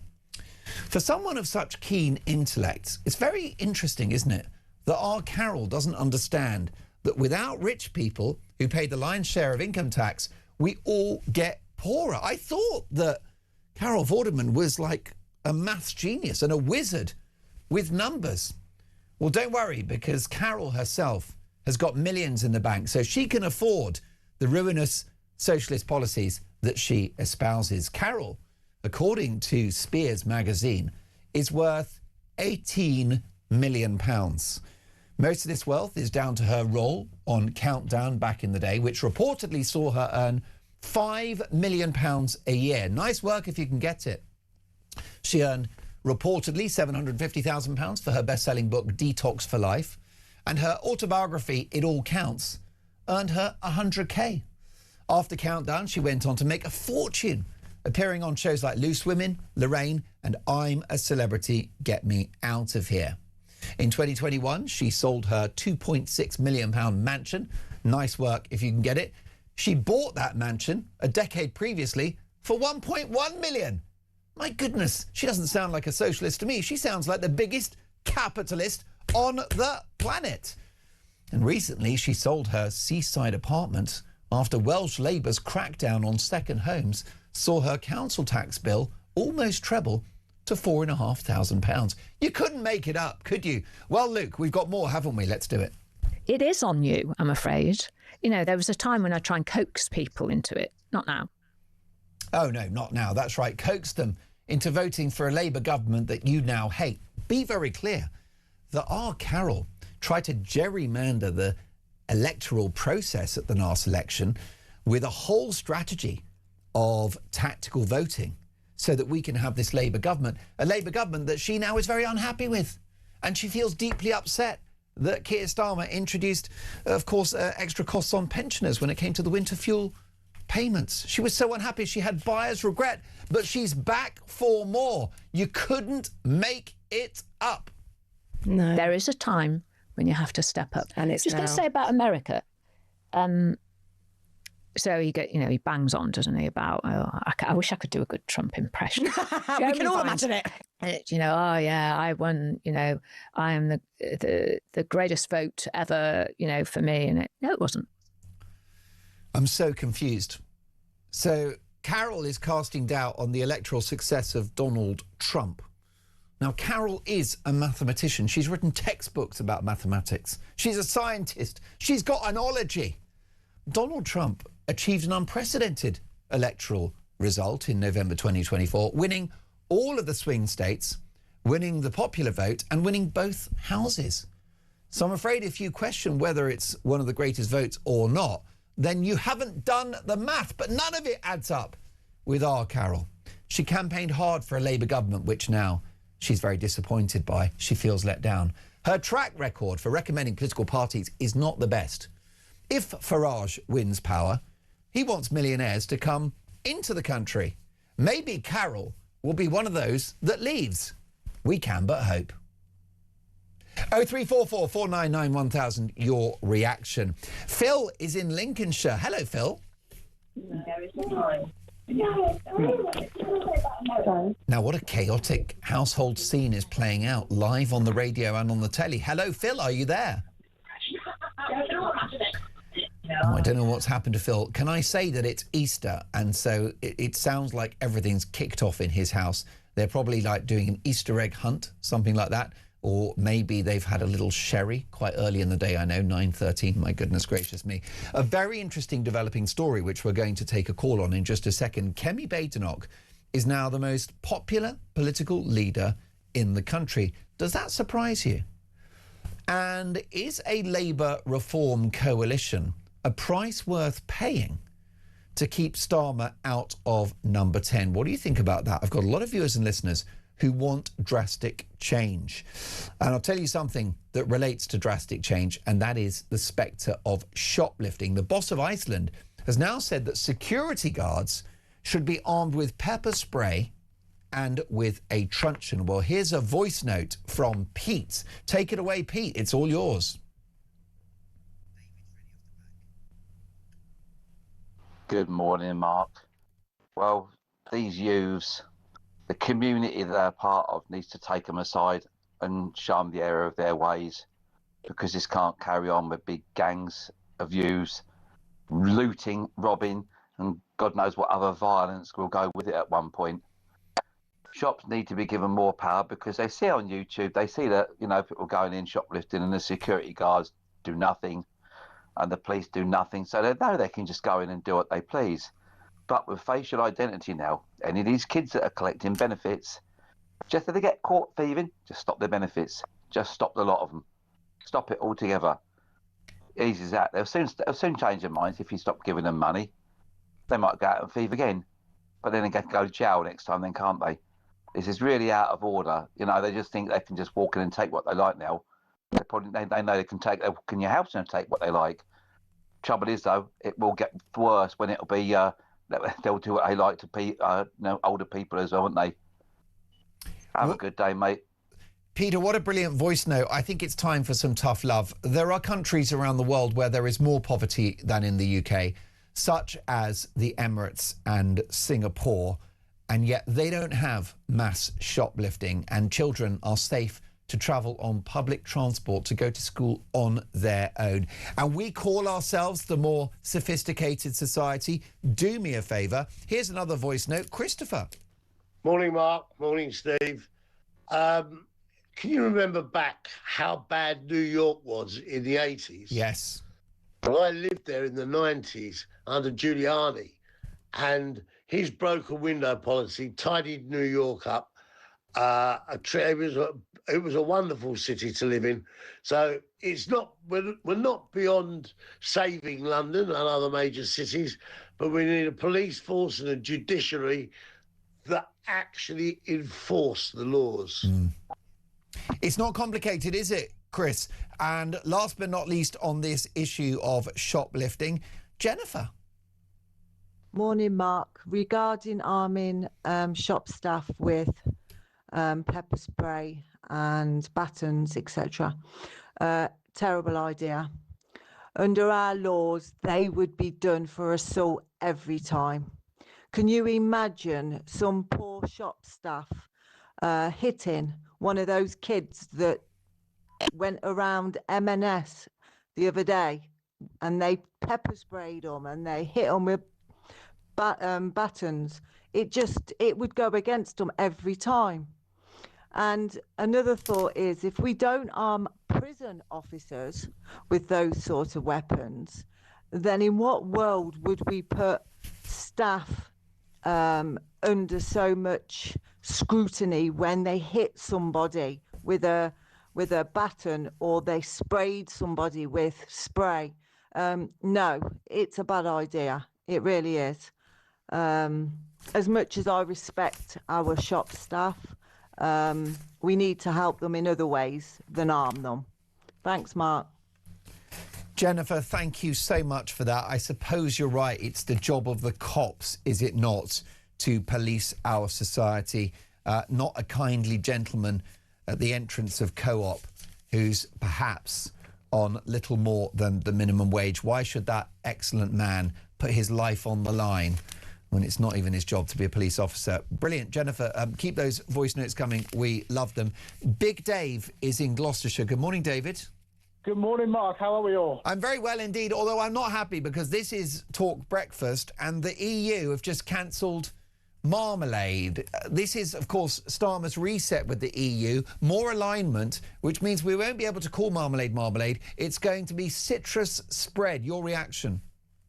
Well, I absolutely love marmalade, and I have toast and marmalade pretty much most mornings. Good man. But I spoke to your producer and just said, where does this end? Are we going to have to call beef furry thing with legs, or lamb woolly stuff on legs? Yeah. Chicken is going to have to be feathery thing with legs.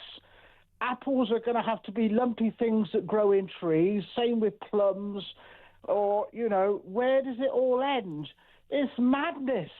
You know, it's just a product. I mean, what are we going to do? You're going to look at cornflakes and not know that that's corn, which has been crushed and treated and treated with different products, you know, to make it into a cornflake, you know, or Rice Krispies, shredded, any product, you know, where does it end? You're going to have, you know, that is where your brain is. You just got to look at it and go, okay, what is it? Oh, you know, I quite like oranges. I quite like, you know, jam. Well, that's marmalade then. You know, it's not a brain cell. You know, this is where we get to. People are just stupid. And briefly, David, you know, this is why we can't go back into the bosom of Brussels, because they spend all their time worrying about bendy bananas and what we call marmalade. It's a dying block. They're incredibly hostile to AI and tech, which is why they're not going to be part of the economy of the future. Europe is a dying, shrinking continent. And I say that, David, as someone that loves Europe, but it's going downhill. We do not hitch our ride to this failing project. Well, I voted out, and I had to deal with it back in the day. It destroyed our family farm with milk quotas and everything else. And you know, the reason I voted out is, one of the reasons why this government loved the EU is that they can blame the EU. And that's what I was telling my wife about it. I said, they always blame the EU. They always say, oh, it's not our fault, it's the EU. And that is Starmer. Starmer is an excuses man. He blames the Tories. Now the 2 years is coming up, is now let's blame the next thing. Oh, what can I blame now? It'll be the EU's fault for all the things that I'm doing wrong, never his. He is a blame man. He blames everybody else. He was never there, is never there, Keir Starmer. You know, how many times did we see cases going over his desk? Oh, I wasn't there that day. No, I didn't see that. That didn't pass my desk. No, I wasn't there that day either. Oh, I had a week off, and that case went over my desk, and it's not my fault. And the same with PMQs. How many times? I mean, you're talking about Kemi this morning, and she doesn't nail him. The other day, how many times should she nail him? But she just doesn't. I don't know whether she can't think on her feet. That's what worries me. They just don't seem to be able to think on these feet, these politicians. So well done for Reform for walking out the other day, because I did say to my wife about it, why don't they all walk out? And then somebody said, well, they did. And of course, I didn't catch that bit. But that was the right thing to do. David, call me soon. Another fantastic contribution to the show. So much more to come. It is Talk Breakfast 9:22.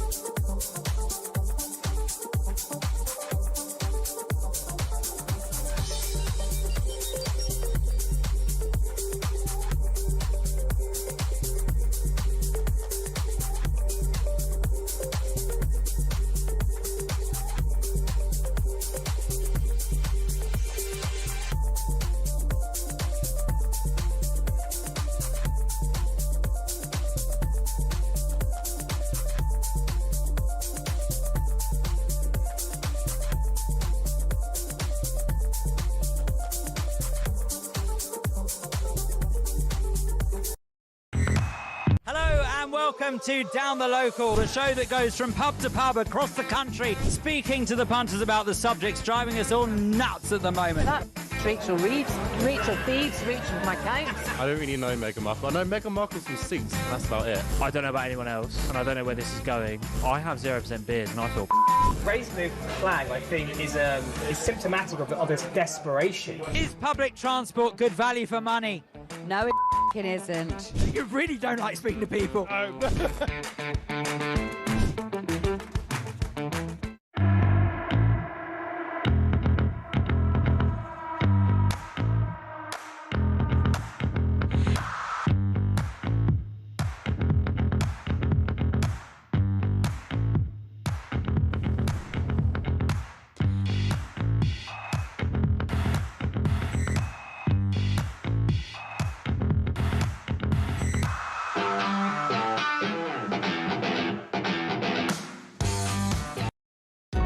Across the UK, on DAB+, on your smart speaker, on your smart TV, and on your side. This is Talk. The Sun newspaper is #1 for political scoops, and Sophia Slay is the Whitehall correspondent of said newspaper. She joins me in the studio now. Hello, Sophia. Good morning. Well, listen, there's been a lot of fallout from those scenes in Clapham in London, and many of my viewers and listeners have messaged the show saying we've got shoplifting all over the place in Manchester, in Glasgow, Belfast, you name it. It's a big problem and becoming a political headache. Yeah, it really, really is. I mean, I don't know about you, but I'm 36 now. I first moved to London when I was 18, and I've never known it like this. And I've seen, it was a few months ago, shoplifting right in front of me, brazen shoplifting, a couple who were not poor or hard up. The woman had a Louis Vuitton bag and stuffed it full of sandwiches and walked out. And her husband got aggressive with the security guard. The husband, who was very muscly, very big, and didn't look like he was starving, put it that way. There's an entitlement there, isn't there? Totally. There's something quite bleak about it. You know, if that was a mother or father, you know, with a small baby stealing milk, you know, my God, I'd go to the till and buy it for them. I'd buy their nappies for them, for God's sake. But, you know, they were, what I saw and what my experience was with shoplifting not that long ago was, it was targeted, it was aggression, it was brazen. I mean, the woman was head to toe in designer goods. She had lip fillers, which are not cheap. You know, she was very well made up. And there was nothing, you know, they weren't starving, put it that way. And it was something they'd clearly done before, because the husband, basically very big guy, sort of started a fight with the security guard when the security guard tried to intervene. So, you know, forget the statistics. I think Londoners in particular, and all around the country actually, but Clapham is a perfect example of the problem with sort of London at the moment, is we're all seeing it, you know, day in, day out, this kind of, you know, they call it low-level crime, but I think that's quite an insult to Brits, really, because it doesn't feel low-level when you see it in front of you, when you work hard all week and buy your goods and pay for it properly, and someone steals goods in front of you and walks out the shop and nothing happens to them. It also means that, notwithstanding the risk to the staff and the security personnel, which is unacceptable, that you should work in Sainsbury's or Co-op and fear for your safety, that's deeply wrong. But it's unsafe for the customers too. I mean, you ought to be able to wander around your local Tesco with abandon. But if people are shoplifting right where you're standing, I think that places you in some physical peril as well, because imagine if you stare at them or watch what they're doing, and then they will suddenly be provoked into attacking you. That's the problem. It's a very dangerous route to go down. Yeah, I think it's lawlessness, so, isn't it? Yeah, I think that it does feel like a sense of that at the moment. You see those videos of kids, you know, going into Greggs, and they're not stealing one sausage roll, they're sweeping, you know, 20 sausage rolls and walking out, you know, swaggering like this. And I think that's, and it's also the sort of the fare jumping I see all the time, and it's often young men. They usually have sort of, you know, the earbuds in, and you know, balaclavas up. Apple products. Yeah, I mean, again, you know, it's there's kind of a bravado to it, the lawlessness to it. It's not someone generally who I think is, you know, clearly, gosh, they're hard up. No wonder they're doing that. They're struggling. Of course, there are those people, but the very visual crime that I see a lot is just brazen lawlessness. And the problem is, it makes mugs of the rest of us for paying our taxes and following the rules. We're the idiots. You know, when you pay your rail fare, I mean, if there are people that have to commute for work, the cost runs into hundreds of pounds a month. Yeah. And then others hop the barrier. How does that make them feel? Well, I thought about this the other day. I get the DLR the Docklands Light Railway quite a lot, and they do check your card with the bleeper quite a bit. But they always come for me. They always sort of ask me. And Can I say you do have a shift in between you? When I first met you, I thought wrong. Bit of a dodgy one. Yeah. I get that a lot. Don't worry. I've heard worse. And but you always get stopped, do you? Very, very often, yep. But I think it's like I've never seen them confront someone who's obviously a fare jumper, because they're frightened, they're intimidated. I don't blame them. I don't blame TfL staff. I don't blame the security guards. My local Sainsbury's, where I saw the shoplifting, I was speaking to the manager there. I said, why have you put stickers on chewing gum? I mean, they're like, what, 50, 60p? Yeah. The tiny little chewing gum, there's security stickers on them now. And he said, because the kids come in after school, they nick them all, and we didn't know who was doing it. We can't step in, we can't intervene for our own safety. And also he said, I know of a security guard that did intervene and lost his job and got in loads of trouble. So at least we know now who's stealing it and where they're going, but I don't know what that means really. And I feel for these security guards, they don't have elite level training as a police officer would. No. And they don't have any weapons or anything with which to apprehend the public. The boss of Iceland has suggested giving them pepper spray and a truncheon. But why should we ask that of someone who may not be on much more than the minimum wage? Why is it their job? Yeah, I feel really, really sorry for them. I mean, particularly that incident I saw, the security guard, he had a camera on him and he couldn't physically intervene, but he sort of ran after them into the street and made sure that his sort of camera and his basically sort of flak jacket or whatever was filming them as they drove away and could get the images of them. I mean, are we in a world where you need specialist training for security guards? Well, if so, you'd better double their wages. Because why should they be in harm's way for, a modest salary? I mean, I know that because that's the point about the police.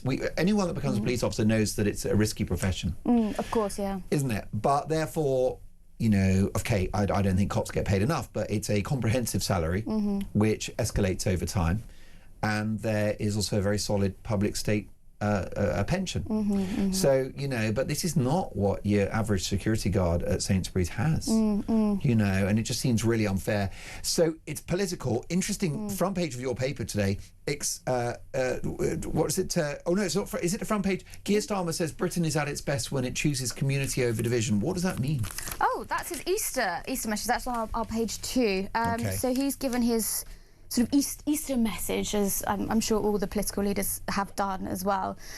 He's sort of banging the drum for community over division. Now, that's a subtle nod to reform, isn't it? I think yes. When you hear the word division now, I feel that's supposed to be the shorthand for Farage, because that seems to be the line of attack. I think a lot of the time it is. Maybe not with the Easter message, because I think... My instinct, actually, if this was a political statement, I would agree with you, but I think because it's an Easter message, right. I actually kind of read that as, all the kind of rows we've seen over Trafalgar Square with Muslims praying, and then we've had sort of the Christian, not celebration is the wrong word, sort of what's the word? Not Christian service? Yesterday I think there was a lot going on, and it sparked a lot of rows online, about sort of what is acceptable in public spaces when it comes to religion and things like that. Celebration. Would you call it a celebration? I'm trying to think. It's probably not the right word, is it? We need Sudi Dent from... Yeah. Commemoration. Commemoration. Yeah, commemoration's very good. Yeah, that'll do. That'll do. You know what I'm banging on about. Sure. But there's been a lot of rows about religion, and we seem to be talking about religion more than ever. And I kind of read it as that, and I thought, one of the things I thought was really depressing recently is, we sort of pride ourselves on being a multicultural nation and very inclusive and accepting. But, our politicians are having to turn up to synagogues and mosques, handing out, money, metaphorically, but, for their safety and security because of awful things that have been happening in this country. We had the ambulance the attack on ambulances only a few weeks ago. In a Jewish area. Yep, we've had, attacks on synagogues, awful things happening. And I read it in that context rather than a political one. I think let's give the Prime Minister the benefit of the doubt. And if he says unity, not division, well, then that is a good message and he should be credited for that. Yeah, I suppose so. He's got to say that, right? What you're saying is that you don't think it was an overtly party political reference. It was more a plea for communities to come together. Yeah, that's exactly how I read it. As the Prime Minister is his job, fair play. It's also worth pointing out that he's inherited an awful lot of problems from the last Conservative government. Public services in disarray, a broken economy, open borders. So you cannot say that Labour broke Britain. What he's got to do is roll his sleeves up there and turn this ship around. I mean, whether it's the economy, whether it's immigration, whether it's energy supply, whether it's international geopolitics, Sir Keir Starmer's got a full in tray, hasn't he? Yes, I really don't envy him. And, he's got the local elections. I mean, is there any good news? So Labour would say, and the government would say, look at our measures we're bringing in. We're scrapping the 2-child benefit cap, which is coming into force now.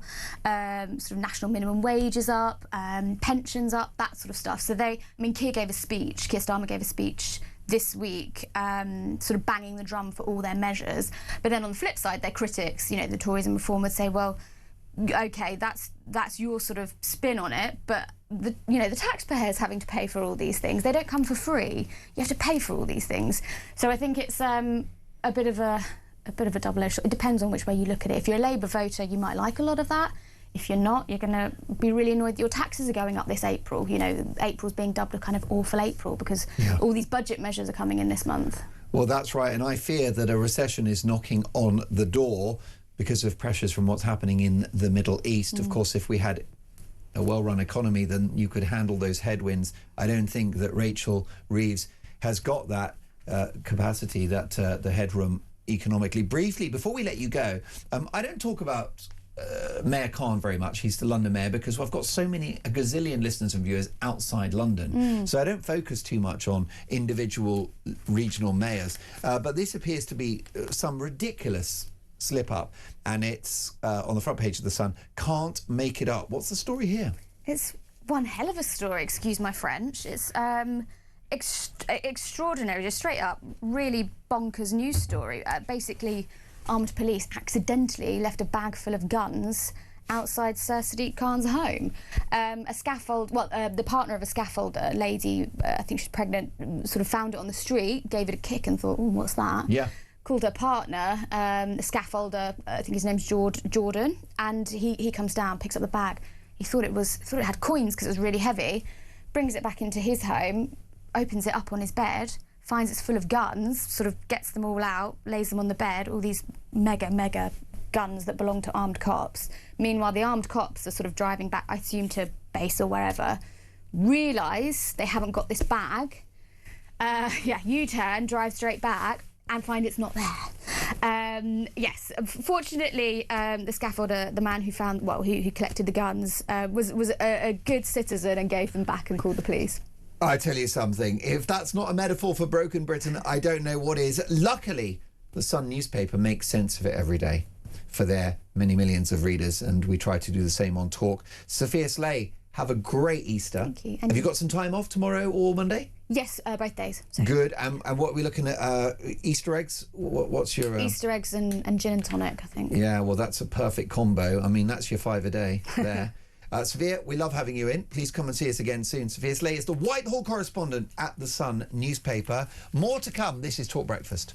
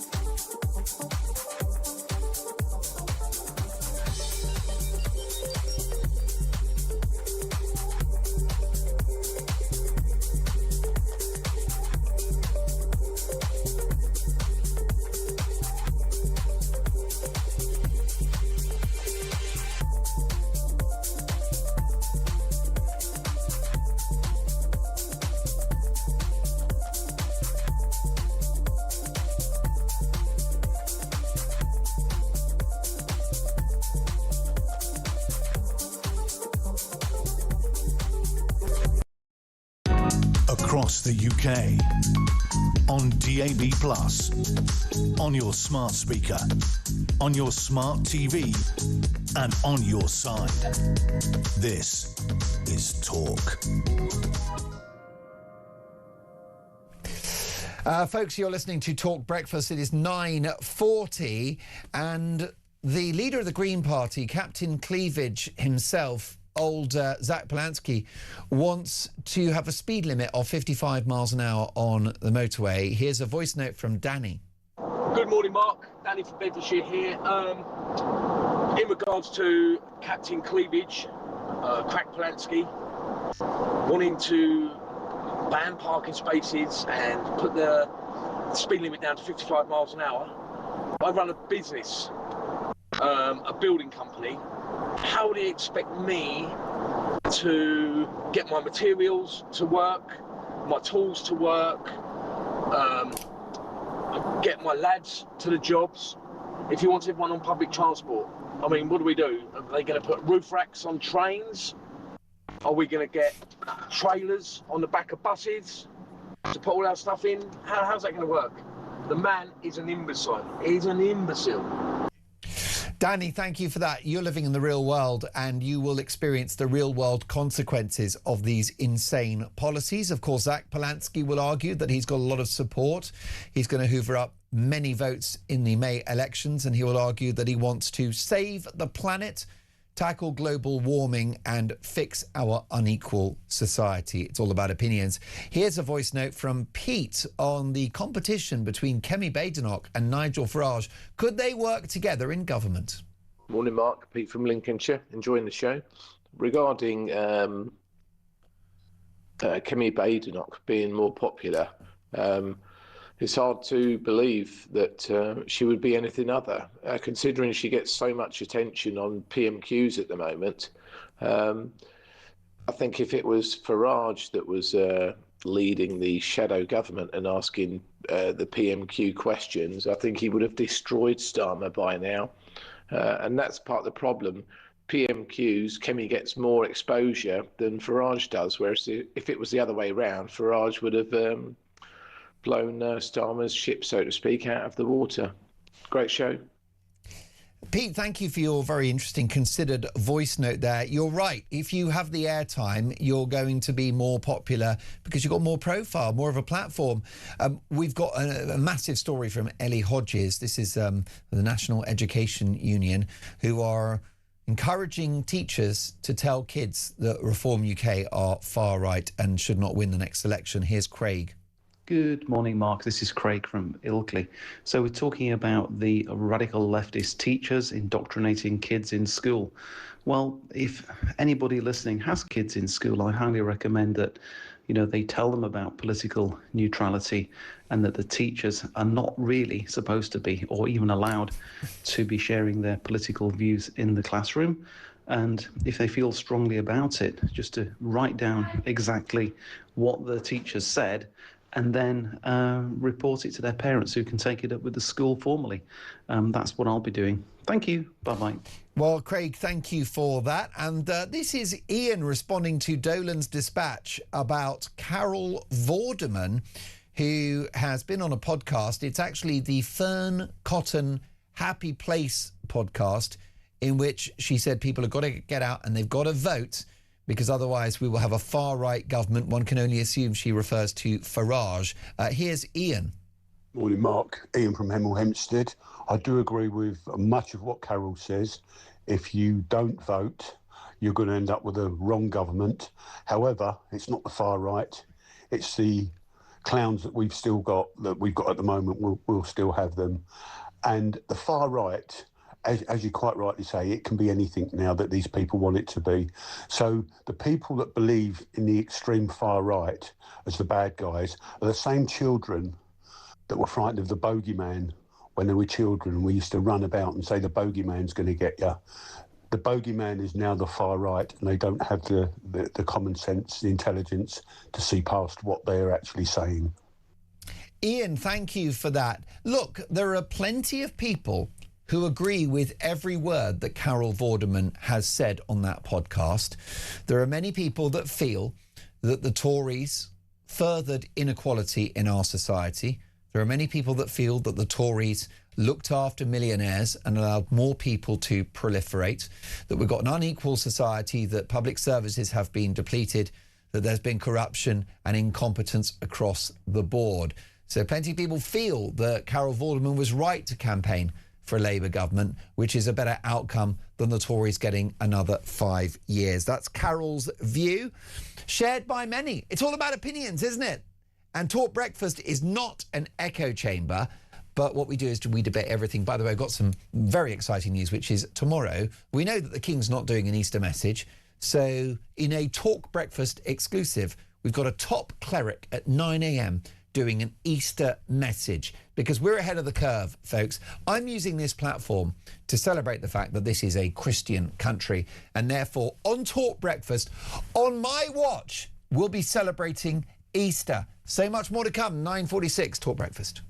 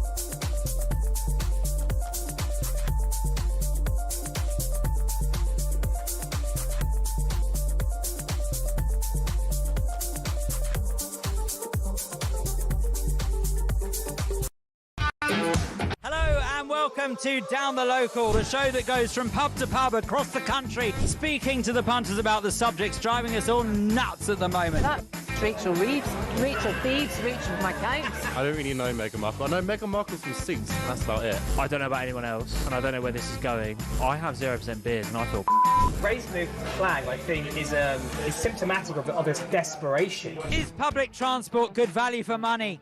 No, it isn't. You really don't like speaking to people.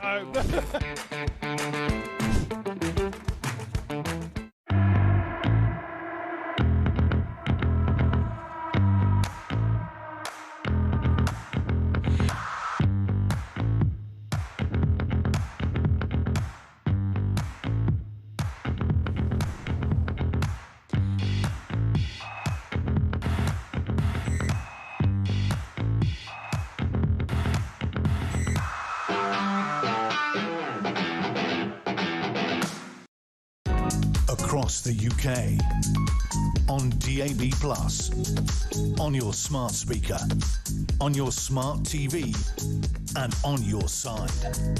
This is Talk.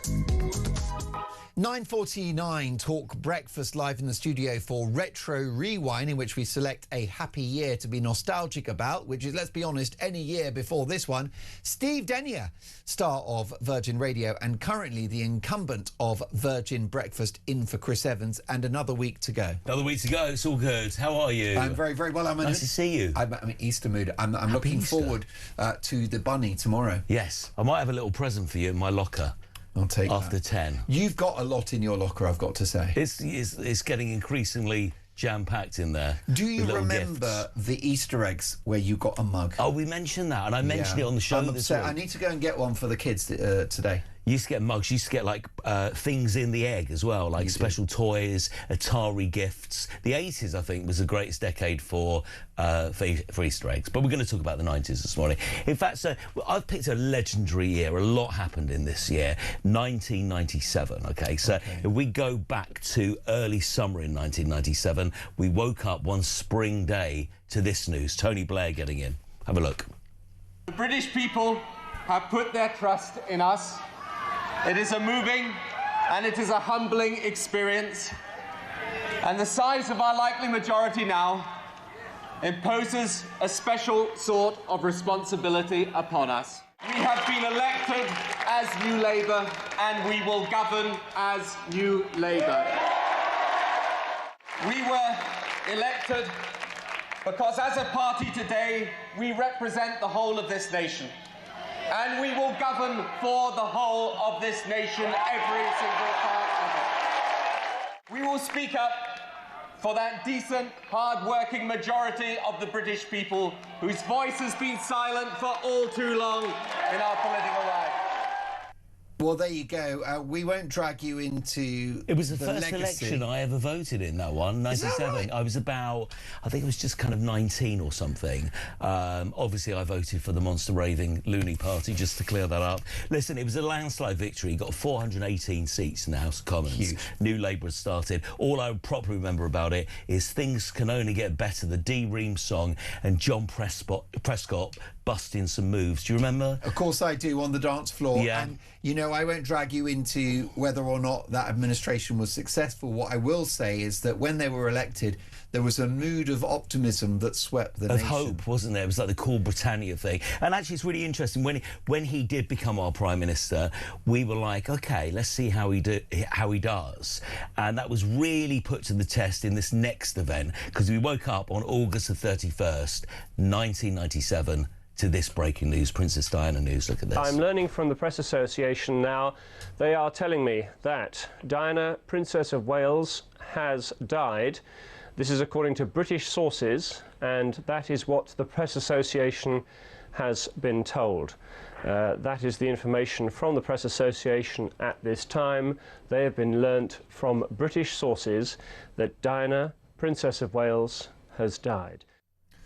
Well, it was devastating, and I was working as a junior producer at 963 Liberty, which was a radio station owned by Mohammed Al-Fayed, right, whose son Dodi was killed in the same crash alongside Diana, who was dating her at the time. We hadn't seen anything like this happening. Remember, she wasn't a member of the royal family when she died. I was working for a music station. I was working for Capital, my first kind of radio job, and really for a while, for a couple of hours, no one knew how to handle it. She wasn't a member of the royal family. It was shocking news. And then began the week of just... I don't think I'd experienced anything like it before. The nation went into kind of grief mode. It did. Didn't they? That week leading up to the funeral, the Queen was criticised, you remember, for staying in Balmoral. And the headlines were, where's our Queen? You know, where is she? And not dropping the flag as well. Of course. And I felt for the Queen because her success as monarch was that she stuck to the rules and preserved traditions.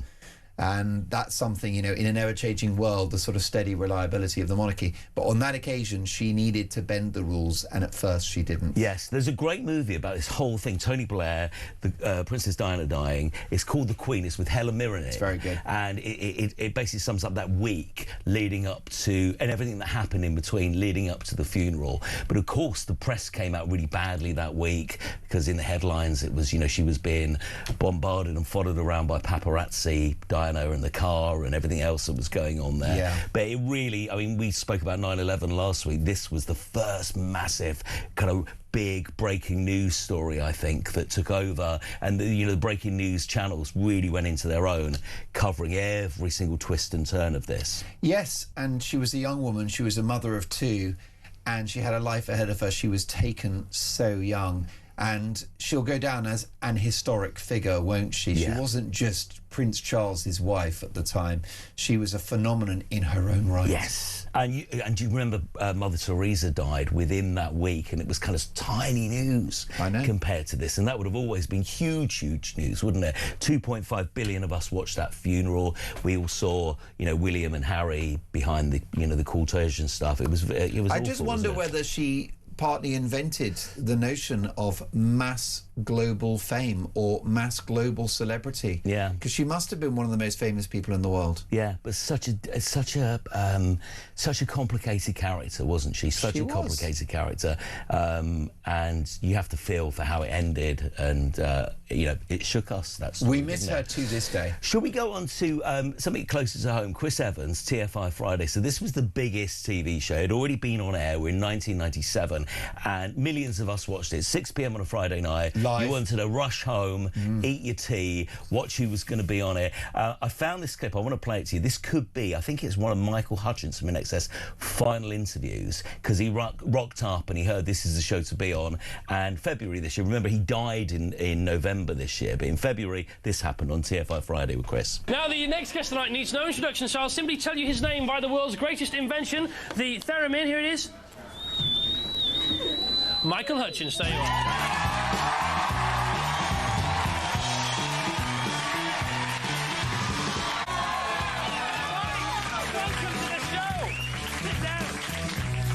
Thank you for being on. Thank you for being on such a great show. Thank you for being part of this great show. It is a great show. It's one of the reasons it's a great show is because you're here. You're just part of the whole great show thing. I'm trying to do that great show thing. Well, you did it. Is it true that you? Well, it's a theremin. No, Do you want to go? I rehearsed backstage, but it Can you play? Can you play "Need You Tonight"? It's a girl thing. Is it a girl thing? Yeah, I think so. Go on. Killed it. You just broke it. What a handsome devil old Michael Hutchins was. Yeah, the ultimate rock star. You just kind of look at him and there's so much going on there. He's like a shy, retiring guy before he became a rock star. And then he goes on that programme, you know, one of the biggest rock stars, stadium-sized rock stars. And that's probably the final time we saw him on live TV before he passed away at the end of the year. But TFI was a national thing, like millions and millions Event of people TV. watched that. Michael Hutchins, from memory, is it alleged that it was substance issues that may have caused him to pass? Yeah, absolutely. Yeah. There was a lot going on there. He wasn't a well man. There's a great documentary. He was punched once by a taxi driver in Australia, and apparently he started to behave strangely. He had depression issues. He was a rock star. There was substance issues there. It's the ultimate kind of rock star, tragic kind of timeline, isn't it? Another greatly missed icon. And what about one of the greatest movies of all time? Okay, so we had the backdrop of Diana and all the sadness. We come out of that with a movie that no one was expecting to be big. Tiny budget. Full Monty. Take a look at this. Look at this. It picked us up. Sold 200 tickets. No one said anything to me about the Full Monty. Are you in or are you out? So this is your great money-making enterprise, is it, Gary? Strippers? You? Fox Searchlight Pictures presents... I mean, I couldn't, could I? Why not? The most revealing comedy of the year. We're doing this then, just this once. We're doing it right. The Full Monty. You don't sing? No. You don't dance? No. What do you do? This. Comedy gold.